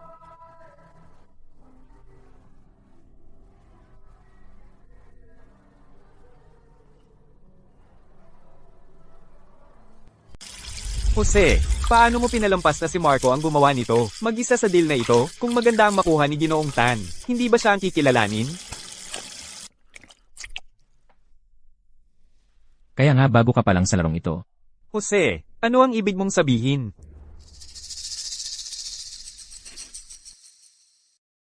Tingnan mo, yang si Ginoong Tan, ay kilalang mabuting tao. Walang sinumang nakainuman niya. Ang umalis na, malinis ang ulo. Hintayin lang nating malasing si Marco, at lubusan na siyang nasa palad niya. Sa kaunting pag-aayos, makakakuha tayo ng maraming, nakakahiyang litrato. Ngayon, isipin mo kung ang mga litratong yon ay kumalat sa company chat. Ano sa palagay mo ang mangyayari? Sisira yon sa reputasyon niya ng tuluyan. Hindi na siya makakapagpakita rito. Jose, ang tindi mo talaga. Carlo. Kapag naalis na natin siya, at nabakante ang pwesto. Iyon na yon. Jose, talaga. Jose, susundin ko ang lahat ng sasabihin mo mula ngayon. Marco. Tignan natin kung paano mo liligawan si Andrea Reyes pagkatapos nito. Ginoong Tan, narito ang na-update naming kontrata. Pakitingnan po. Ang kontrata. Huwag magmadali, uminom muna tayo. Heto. Tikim ka. Paano kung hindi ako uminom? Marco. Minamaliit mo ba ako? Nagmamalabis ka, Ginoong Tan. Tingnan muna natin ang kontrata. Marco, makinig ka lang sakin. Ang kontrata. Hindi naman nagmamadali.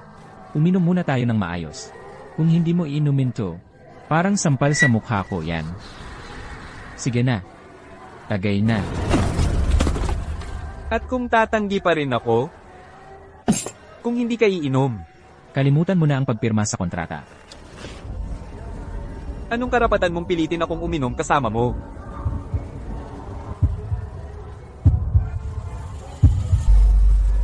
Tigil.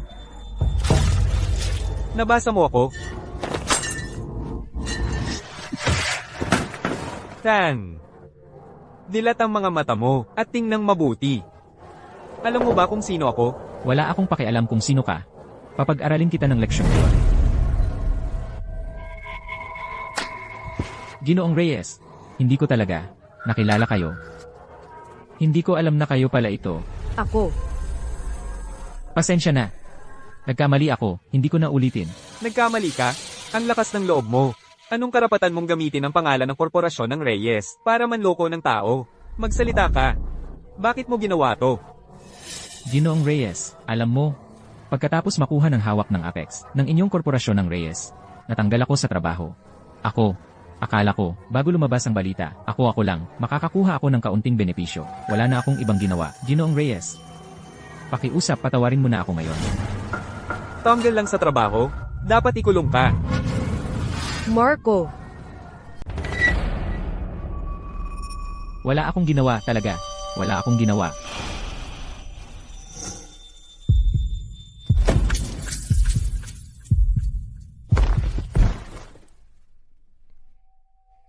Ang galing-galing ng asawa ko. Okay ka lang. Nasaktan ka ba? Mahal. Pinipilit nila akong uminom, at kung tumanggi ako, babasagin nila yung bateng yun sa ulo ko. SHH, okay na ngayon. Security. Kunin niyo ang lalaking ito, at ilabas niyo siya rito, at turuan mo siyang leksyon na hindi niya makakalimutan. Opo. Phew, muntik na. Wala na sila ngayon, huwag kang matakot. Hoy, Marco, anong ginagawa mo rito? Oh. Ako. Sumama ako rito sa isang kasamahan, para sa trabaho. So, nasaan ang kasamahan mo? Hindi ko alam. Lumabas sila. At hindi na bumalik. Maria, yung mga guard kanina. Bakit ang dali nilang sumunod sa'yo? Nako. Paano ko to ipapaliwanag kay Marco? Ganito yun. Well, may kakilala ako, na siyang head ng security dito. Kaya, tinulungan niya ako. Maria. Salamat. Anong dapat pasalamatan sa akin? Asawa kita. Siyempre, nasa likuran mo ako. Maria, Marco. Ay, nako. Hindi ko pwedeng hayaan na mabunyag niya ang pagkatao ko. Maria, Marco. Naku, hindi ko pwedeng hayaan siyang mabulgar ako. Anong ginagawa ninyong dalawa dito?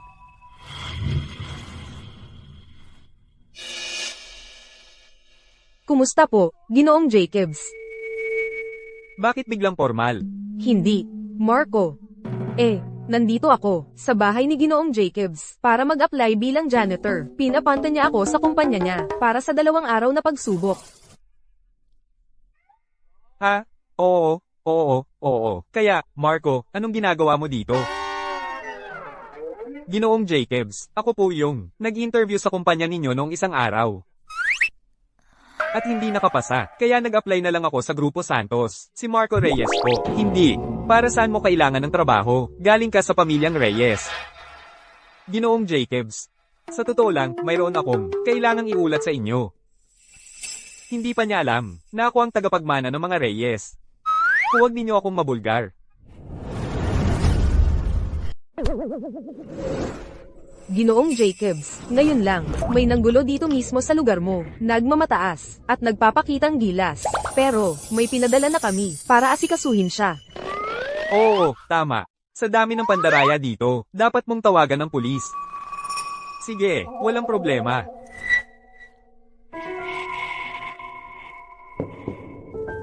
Anong nangyari dito?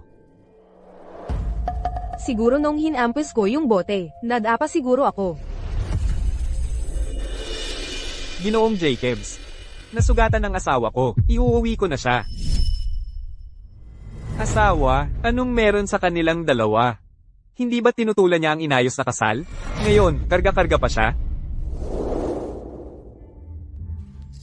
Jose, sigurado ako, si Marco Reyes ay tuluyan ng natalo.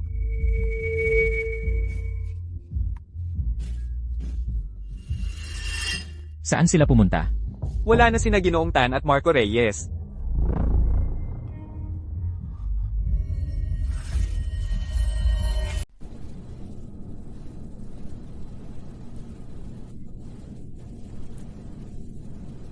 Sandali lang.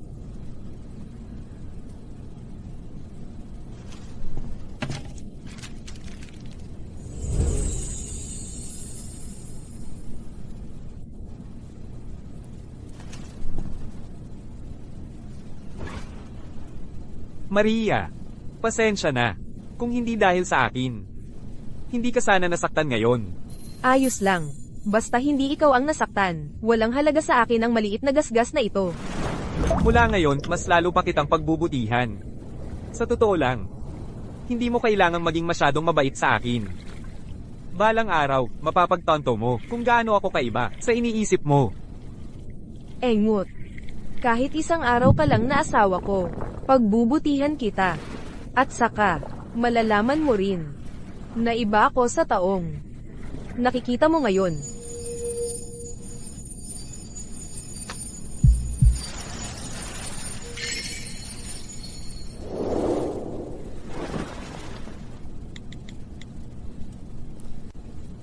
Hello, ate.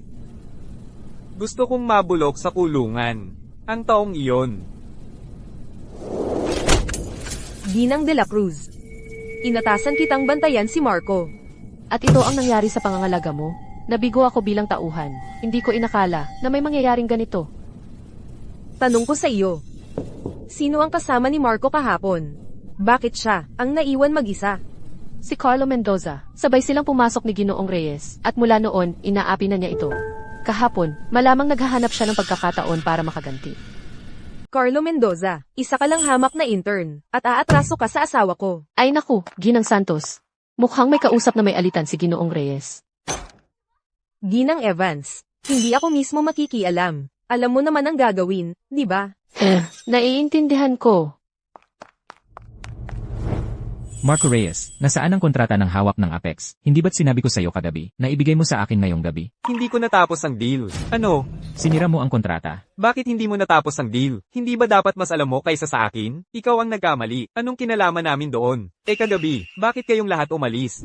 At iniwan akong mag-isa doon? Hindi kami maagang umalis. Nagkataon lang na. Supervisor Cruz ay nolising at nahilo, kaya lumabas muna kami sandali, at bumalik kami ng bandang huli, pero wala na kayo ni Ginoong Tan. Binigay sa'yo ni Supervisor Cruz ang kontrata, dahil nagtiwala siya sa'yo. Ngayon, tingnan mo ang nagawa mo, sinira mo ang buong deal. Maghintay ka lang kapag nahuli ka na ni Ginang Evan. Marco. Tingnan, hindi kita inaaway. Naayos na natin ang deal kay Ginoong Tan. Lahat ay napagkasunduan. Ang natitira na lang ay ang panghuling pirma. At hindi mo pa nagawa yon. Mahirap para sa akin na panatilihin ka sa Grupo Santos. Naayos, kaya ang ideya mo ng naayos, ay iwanan ng isang kasamahan para uminom? Yun na ba? Huwag kang magsimula. Anong pinagsasasabi mo? Huwag mong siraan si Supervisor Cruz. Ikaw mismo ang nagkagulo sa trabaho. Wala iyon kinalaman sa amin. Ano ang ingay? Anong gulo ang ginagawa mo ngayon? Ginang Evans. Hindi ako iyon. Siya iyon. Sinira niya ang deal sa hawak ng Apex. Si Ginoong Tan mula sa deal ng Apex ay isang scammer. Mula nang makuha ang Apex ng korporasyon ng Reyes, ang project lead ay napalitan na ng bago. Marco, huwag mong isipin na makakalusot ka rito sa pamamagitan ng kwento. Tama na. Tama si Marco. Tiningnan na ito ni Ginang Santos. Si Ginoong Tan ay isang ganap na scammer. Hindi siya kailanman nagtrabaho doon. Ginamit niya ang pangalan ng korporasyon ng Reyes para manloko ng mga tao. Nahuli siya kaninang umaga. Mabilis kumilos ang ate ko, ha? Naaresto sila kaninang umaga. Ano? Tingnan mo ang balita. Kaya pala. Mali pala ang hinala ko kay Marco. Pero may mali pa rin sa proposal niya. Kaya nga hindi natuloy ang deal. Sino nagsabing hindi natuloy ang kontrata? Nakausap ko na ang bagong namamahala sa korporasyon ng Reyes. Sa bagong proposal, napirmahan natin. Imposible. Ito ang kontrata sa korporasyon ng Reyes. Talagang imposible yan. Bakit hindi? Kung hindi ka naniniwala, tawagan mo ang mga boss. At itanong mo kung sino ang bagong namamahala sa Reyes. Ikaw, seryoso? Tama na. Carlo Mendoza, isa ka lang intern dito, at laging ikaw ang gulo. Mukhang maliit ang Grupo Santos. Para sa tulad mo. Ginang de la Cruz. Guardia, palayasin niyo siya. Jose. Tama na. Jose, tulungan mo naman ako, Jose. Kung hindi dahil sa rekomendasyon niya, wala ka nga rito. Ngayon, palayasin niyo siya. Bilis! Jose, tulungan mo ako, Jose. Kumusta? Na-fire na si Carlo Mendoza. Fire lang. Yun na yun. Nakalusot siya ng madali. Hindi pinapalaki ni Marco ang issue. Kaya talagang akala nila walang tumatayong kakampi niya sa kumpanya. Si Zuling, ano ba ang iniisip niya? Sinabihan mo siya na huwag masyadong halata. Pero hindi ibig sabihin nun, dapat siyang makalusot ng ganoon kadali. Sige, kalimutan mo na. Mula ngayon, kung may mga api kay Marco sa kumpanya, sabihin mo agad sa akin. Naiintindihan ko.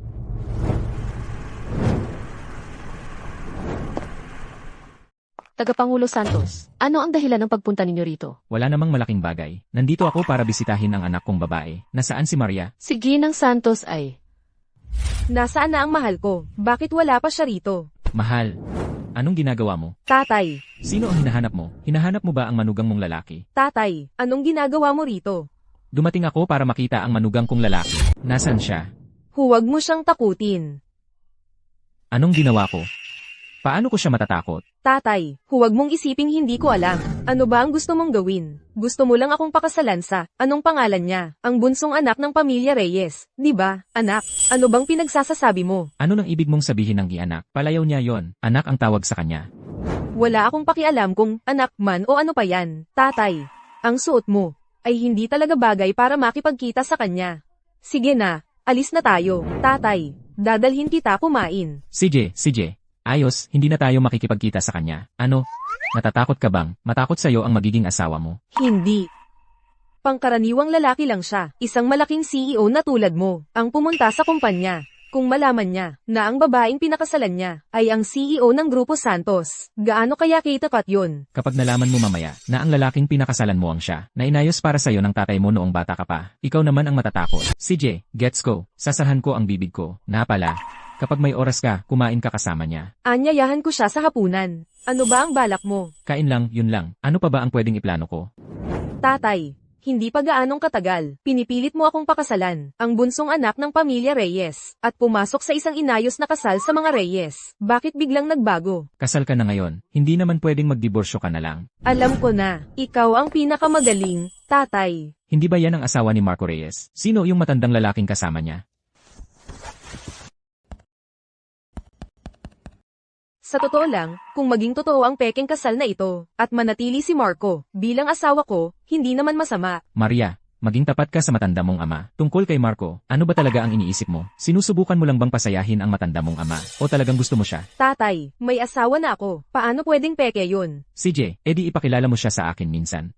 Manugang ko siya, dapat makilala niya ang biyenan niya. Saka, kain lang naman yon, walang malaking bagay. Tatay, hindi talaga maganda ang panahon ngayon. Ganito na lang, sa ibang pagkakataon, tatanungin ko siya. Sige, CJ, kung busy siya, kain tayong dalawa ng matanda mong ama. sige. Tara na.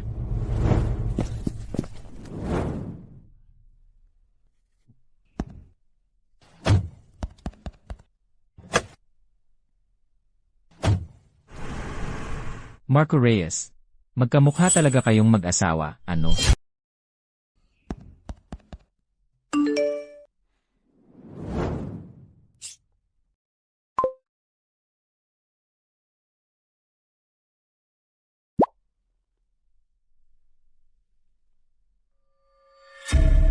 Asawa mo yan, di ba?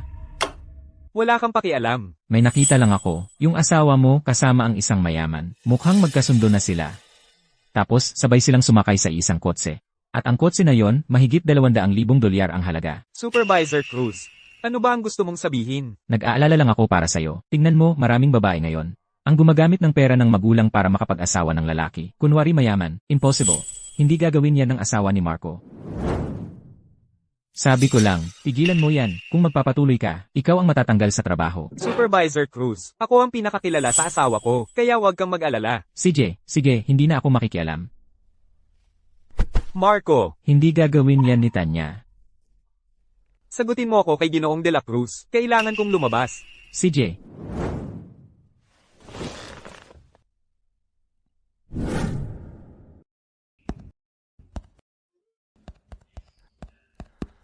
I-check mo nga ang plaka na to para sa akin. Tatay, kumain ka pa. Napakamasustansya nito. Subukan mo rin ito. Masarap ba? Edi kumain ka pa. Ikaw naman ang kumain. Maria, hindi mo pa ako napapakain ng ganyan.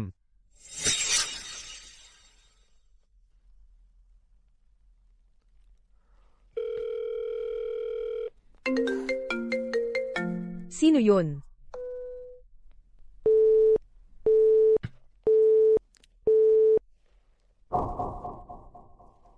Ngayon, hindi na nga siya sumasagot sa mga tawag ko. May problema talaga. Sino yon? Tatay. Si Marco yun. Talagang pinagtatakpan mo ako. Tatay. Sige na. Hindi pa kayo handa ng dalawa. Sige, hindi na lang ako makikipagkita sa kanya. Siguro sa susunod na lang. Yung matandang yun. Mukhang maginoo. Pero matanda na. Hindi siya katapat ko sa itsura o sa pera. Nakita ko talaga, ang asawa mo kasama ang isang mayamang lalaki. Parang sobrang close nila. At sumakay pa sila sa isang kotse. Kotse iyon na nagkakahalaga ng 200,000 dolyar. Kung gusto ni Maria ng mayamang lalaki, bakit hindi siya lumapit sa akin? Mayaman din naman ako. Kung gusto ni Maria ng mayamang lalaki, bakit hindi ako? Mayaman din naman ako. Tara na, tatay. Kung ganoon nga talaga si Maria, baka dapat, sabihin ko na lang sa kanya kung sino ako talaga.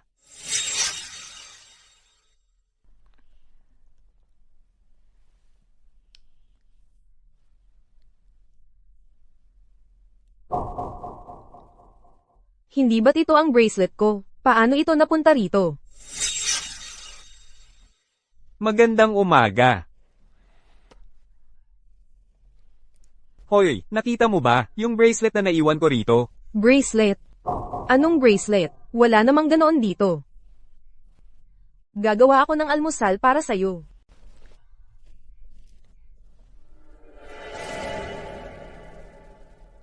Pulse Erez. Anong ginagawa nito dito? Opo, nasa labas lang po ang sasakyan. Naiintindihan ko. Binibining Tang. Bagong driver ka ba? Hindi. Sinong nagsabi sa'yo na dalhin ang sasakyan dito? Ibalik mo sa Villa, ngayon din. Huwag mong papakitaan ito ni Marco.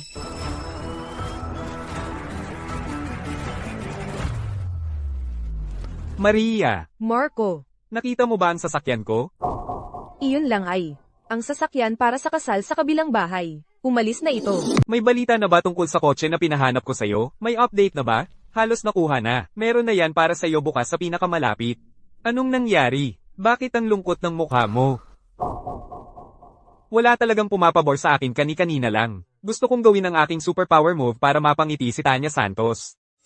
At pagkatapos, sa tuwing susubukan ko, na ipakita ang aking tunay na pagkatao sa kanya, may bagay na laging sumisira. Para bang may sumpa sa akin. Bakit hindi mo na lang sabihin ng diretso sa kanya? Hindi ko kaya. Natatakot ako kung masyadong bigla ang pagbabago. Matatakot siya at lalayo.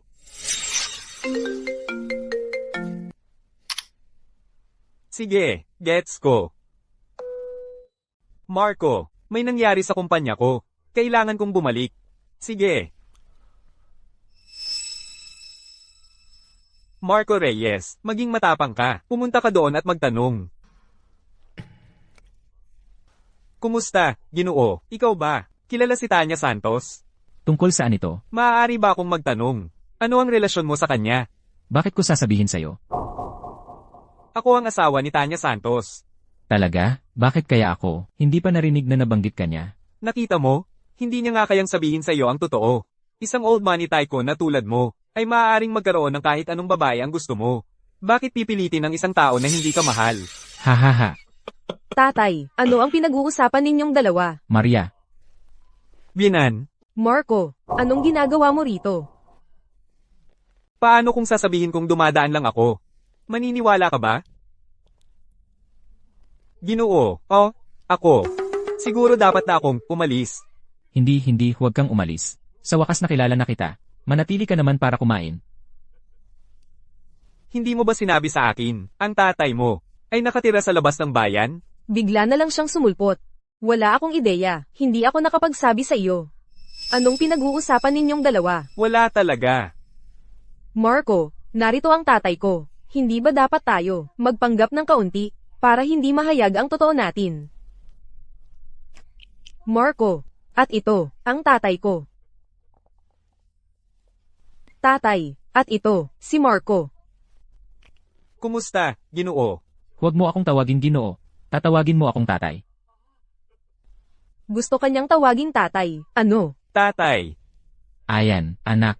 Maganda ang panlasa mo. Si Marco at ang kapatid niyang babae ay magkamukhang magkamukha. Paano mo nalaman na may kapatid akong babae? Oo, tatay. Parang di ko pa to nasasabi sa'yo, no? Siyempre naman. Sinabi mo tapos nakalimutan mo. Huwag mong sabihin. Nalihim na imbestigahan ng tatay ko si Marco. Kumain ka na. Sige, kumain ka na. Ay, na. Kaya kailan ba kayong dalawa? Magkakaanak? Tatay. Anak, seryoso. Hindi ba't masyado pang maaga yun? Ni hindi pa nga namin naiisip yan. Sige. Huwag na nating pag-usapan yan. Kumain ka muna. Kain. Kumuha ka pa ng pagkain. Baka lumamig ang pagkain. Ha? Nakalusot din tayo. Matindi ang tatay mo. Sa susunod bago makipagkita sa mga magulang, paabisuhan mo naman ako. Kung hindi, nag-alala ako baka mabuko tayo. Ano ba yan? Biglaan kasi, ni hindi ko rin alam. Pero, anong ginagawa mo roon? Ako, Hindi mo ako sinusundan, no? hindi. Kasi lang, may nagpadala sa akin. Nang litrato mo kasama ang tatay mo. Akala ko kasama mo ang isang mayamang lalaki. Yun pala ang iniisip mo sakin. Oh, hindi ganoon. Nag-aalala lang ako. Baka may problema ka o ano. Pero parang naalala ko, bago tayo ikinasal, napagkasunduan natin, na hindi makikialam sa buhay ng isa't isa. So, ano? Nagsisimula ka na bang magka-feelings para sakin? AGH. Ay, naku, naalala ko lang. May inaya akong kaibigan mamayang gabi. Kaya, kailangan ko nang umalis. Mamayang gabi, baka late na ako makauwi. Huwag mo na akong hintayin. Ang daling asarin.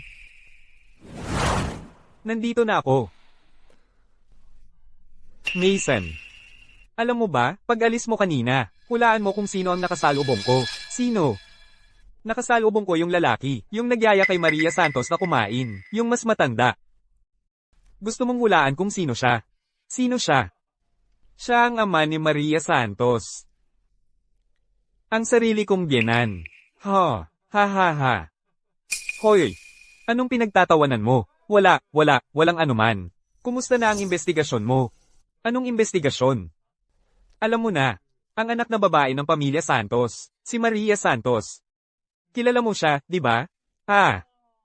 Si Maria Santos. Teka, paano mo nalaman ang pangalang yun? Ang pangalang yun, laging sinasabi sa akin ng ate ko, si Maria Santos. Si Maria Santos, ganyan at ganyan. Paano ko makakalimutan yun? Hindi nga, kaya pala yung opisyal na pangalan lang ang alam ninyo sa isa't isa. Kaya pala hindi ninyo nakilala ang isa't isa. Kaya, pagkatapos ng lahat ng panahon na ito sa Grupo Santos, wala ka pa ring nahanap, parang si Ginang. Santos ay aktibong umiiwas sa akin. Minsan lang kita makita sa isang buwan. Kasal na kayo. Yung inayos na kasal na iyon. Hindi na mahalaga. Ano ibig mong sabihin? Malamang walang kwenta. Pero pumirma naman kami ng kasunduan bago ikasal. Kahit na peke, maghihiwalay pa rin kami. Sa loob ng 1 taon. Pansamantalang solusyon lang ito. Sinubukan mo na bang gawin ng kahit ano sa kanya? Anong klaseng tao sa tingin mo ako? So wala ka talagang interes sa kanya? Bakit ka pa nag-abala ng ganito? Para tanggihan ang inayos na kasal kay Maria Santos. Kung pwede mo namang hawakan lang itong magandang binibini. At tapusin na ang usapan. Huwag kang magsalita ng kalokohan. Hindi ako naglalaro. Kilala na kita. Yung paraan ng pagtingin mo sa kanya. Aminin mo na kasi. Tingnan mo. Pareho lang kaming nakikinabang. Kailangan niya ng asawa. Kailangan ko ng asawa. Nagpapanggap lang kami. Para sa aming mga pamilya. So talagang wala ka. Talagang interes sa kanya? Anong mapapala ko doon? Malinaw na sinabi niya. Na hindi kami dapat makialam sa buhay ng isa't isa. At saka, kahit na interesado ako. Ano kaya ang iisipin niya sa akin? Ha. Iiwan ko siya sa'yo. Aalis na ako. Mahal. Ano?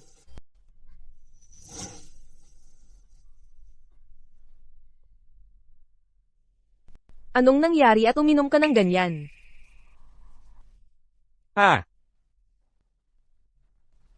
Mahal.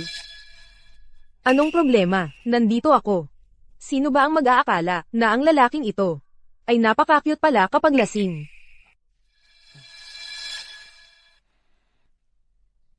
Sus ng kotse. Sige. At bangko card din. MMHMM. Cellphone. Ang tanga-tanga mo. Lahat ito ibibigay mo sa akin. Eh ikaw. Nandyan ka pa naman, mahal. MMHMM. Ikaw. Hindi mo ako iiwan, di ba? Siyempre hindi. Tanga.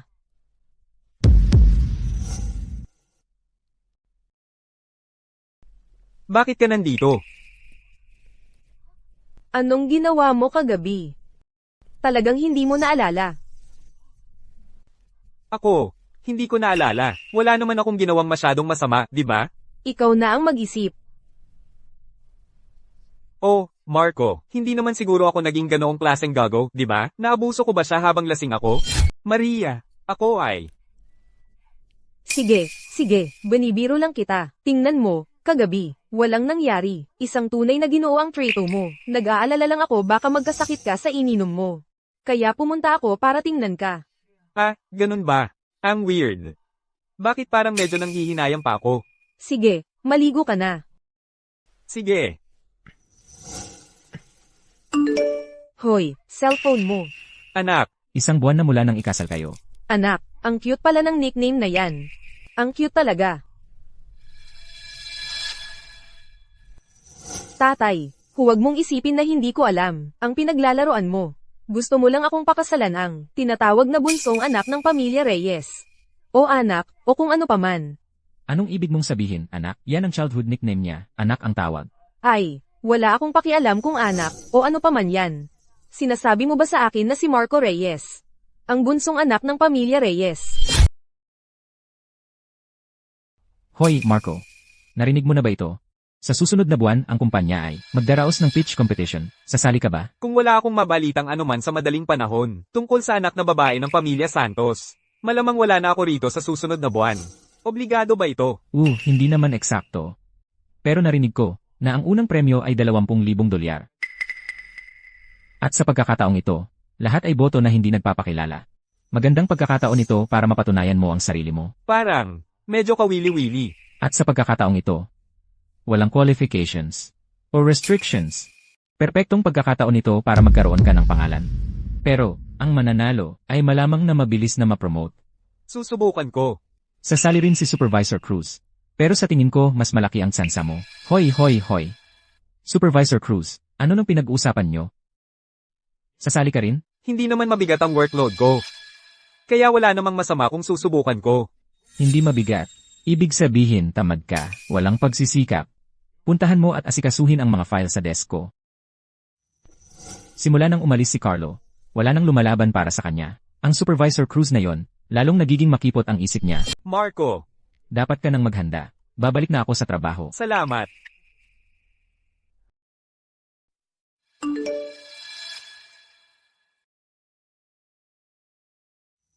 Pumunta ka sa videokehan mamayang gabi. May malaking sasabihin ako sa'yo. Ano yun? Di pwedeng sabihin sa telepono. Sige na. Sandali. Kayong dalawa. Anong nangyayari sa mga ngiting yan? Ha. Hoy, Marco. Alam mo, minsan. Ang gulo-gulo ng tadhana, no? Ha? Marco. Noong mga nakaraang araw, pinahanap mo sa akin yung plaka ng sasakyan, di ba? Sobrang busy. Nakalimutan ko talagang sabihin sa'yo. Ha? Yun ba yung sinasabi mo? Yun. Plaka yun ng tatay ni Maria, di ba? Alam mo? Alam ko ang ano? Wala pa siyang alam. Alam mo, yung may-ari ng plaka ang yun ay si Tagapangulo Santos. Bakit pamilyar yun? Teka muna, di ba si Tagapangulo Santos mula sa Grupo Santos, ang Tagapangulo? So, si Tanya Santos ay ang anak na babae ng pamilya Santos? Bingo! Ano ba? Seryoso, kayo? Bakit hindi nyo agad sinabi sa akin? Kagagaling ko lang malaman, okay? Pareho silang kaibigan ko. Pareho nilang sinabing itago ito. Kaya kanino ko dapat sabihin? So ano ang balak mong gawin ngayon? Anong plano? Alam mo na, ang tunay na pagkatao ni Maria. Ang iyong kasosyo sa biglaang kasal, ay ang iyong kasosyo sa inayos na kasal. Ano ang susunod mong hakbang? Well, dahil pareho na nating alam, si Maria ay ang aking asawa, malinaw at simple. Oh, ano ba? Noon, sino ba ang nagsabi? Ako, si Marco Reyes. Magpapakasal sa kahit sino, bago ako magpakasal, kay Maria Santos. Kasi wala akong alam noon. Kung alam ko lang na si Maria, ang aking kasosyo sa inayos na kasal. Sang-ayon ako agad. Pero, si Maria, hindi pa niya alam. Di ba? So, ano ang balak mong gawin? Well, iniisip ko. Siguro dapat humanap ako ng pagkakataon na sabihin kay Maria kung sino talaga ako. Pagkatapos ng lahat, nagmadali lang siya sa biglaang kasal para iwasan ang inayos na kasal. Kung ganoon, dapat bilisan mo. Hindi mo ito pwedeng itago ng matagal. Paano kung malaman niya? At pakiramdam niya ay nilinlang siya? Magiging magulo talaga ang lahat. Ito na. Ginang Santos, ang bagong tema at mga patakaran ngayong taon ay narito na. Ang lahat ng iba pa ay pareho sa mga nakaraang taon. Mayroon bang maidaragdag? Palaging hitang event na ito. Ngayon, nadagdagan ang kumpanya ng maraming bagong mukha. Kaya, dagdagan natin ang sistema ng isa pang premyo. Si J. Ginang Santos, ano ang nasa isip ninyo? Maghahanda ako ng isang maliit na misteryosong premyo. Mayroon bang tutol? CJ, susundin namin ang payo ni Ginang Santos. Mabuti. Tapusin na natin ito. Binibining Santos. Tungkol sa misteryosong premyong iyon, dapat ba nating ihanda ng maaga? Ang misteryosong premyong iyon, huwag kang mag-alala tungkol doon. Mukhang naisip mo na ang lahat tungkol sa misteryosong premyo. Isinumite ni Marco ang kanyang entry ngayon. Ang kanyang proposal. Tiningnan ko na ito sa bahay, at napakaganda ng pagkakagawa. Kaya, plano kong gamitin ang event na ito para magpakatotoo tungkol sa kung sino talaga ako. Mabuting balita sa inyong lahat.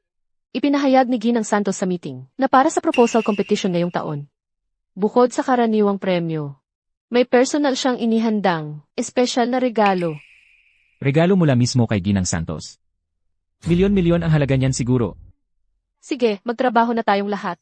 Lalo na ikaw. Sige, walang problema. Ngayon, balik sa trabaho. Pagkakataong manalo ng regalo mula sa aking mahal, isa na personal niyang inihanda. Para sa proposal na ito, kailangan kong ibigay ang lahat, baka sakaling makahanap ako ng tamang pagkakataon, para sabihin sa kanya kung sino talaga ako, para masira na ang pader sa pagitan natin. Hoy, Marco. Ano na iniisip mo? Kumusta na ang proposal mo? Tapos na lahat, gusto mo bang tingnan? Hindi. Blind selection ito. Kung titignan ko, pandaraya yon. Sige. Hoy, oras na para umuwi. Gusto mo bang kumain tayo ng hapunan? CJ, tara.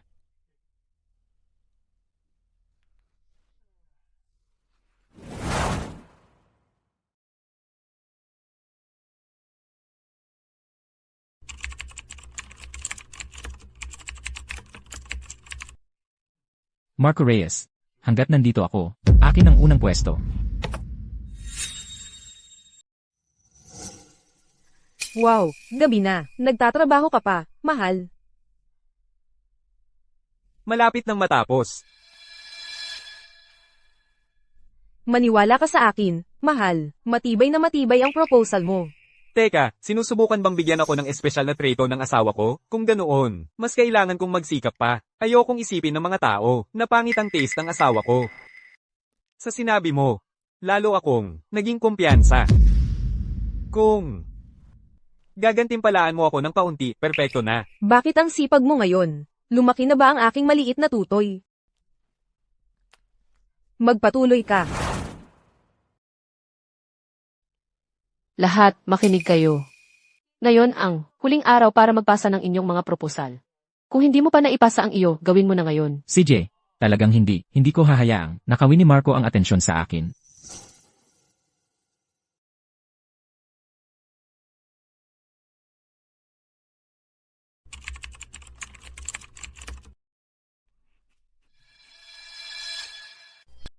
Ginang Santos, talagang hindi ka sasali sa kompetisyon.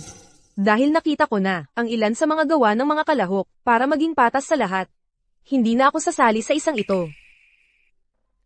CJ, ito ang unang proposal. Ano sa palagay ninyong lahat? Lanan. Medyo magaspang ito. At ito ang huli. Ngayon, malikhain ito. Hindi masama, hindi masama. Sige, nandito na ang mga resulta. Tingnan natin kung sino ang nanalo. At sa unang pwesto, Jose Cruz. Si Jose Cruz ang una. Siya, Kakaiba, nasaan ang proposal ko? anong nangyayari? Ang file para sa proposal ng event. Pero ang final version, naisumite ko na. So nawala. O baka naman hindi mo talaga ginawa sa simula pa lang. Imposibleng hindi niya ginawa yon. Si Marco ang gumawa niyan ng tuloy-tuloy. Jose Cruz. Ikaw na naman ba, Jose? Ano ba ang pinagsasasabi mo? Bakit ko naman buburahin ang proposal mo? Hoy, hindi ko naman sinabing binura mo. Ako. Ahem. Narito na ang resulta ng evaluation ngayong taon. Ang proposal na ito, ang nagkamit ng unang pwesto ngayong taon. Ahem. Hoy, sandali. Akin ang proposal na yan. Talaga bang sa iyo yan? Talagang totoo. Nandyan ang pangalan ko, di ba? Narito pa nga ang unang draft ng proposal na ito. Magkapareho ang proposal na ito sa akin. Kaya pala si Jose Cruz ang nasa likod nito. Jose Cruz. Kaya pala ikaw ang may gawa, Jose. Hoy. Huwag mo akong pagbintangan ng walang ebidensya. Ang proposal na ito ay gawa ko at ako lang ang gumawa. Jose Cruz. Ikaw pala ang nasa likod nito. Hoy. Huwag kang magbintang ng walang ebidensya. Ang proposal na ito, ako lang ang gumawa nito. Talaga. Hindi nagsisinungaling ang footage ng CCTV. Ginang Santos. Ginang Santos. Ano, hindi ba't ito ang janitor mula sa Grupo Santos, ang asawa ni Marco? Jose Cruz. Ipakilala kita. Ito ang AHC ng Grupo Santos. Si Maria Santos. Marco, bakit hindi ka nagulat? Hindi. Imposible yan. Ano nang imposible doon? Jose Cruz. Ikaw ay pinaghihinalaang ng kopya ng proposal. Narito ang ebidensya. Ipakita mo sa kanya.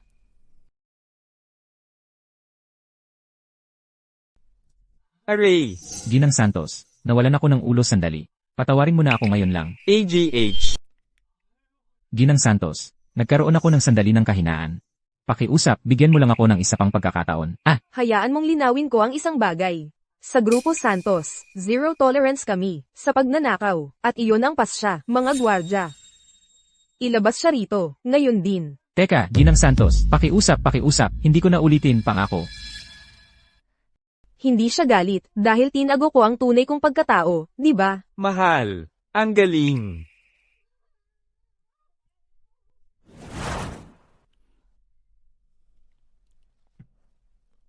Paano mo nalaman kung sino ako? Hindi ka man lang nagulat, alam mo na, di ba? Well, aksidente kong nalaman. Ang totoo, nahihirapan ako. Sinusubukang hanapin ang tamang pagkakataon para sabihin sa'yo.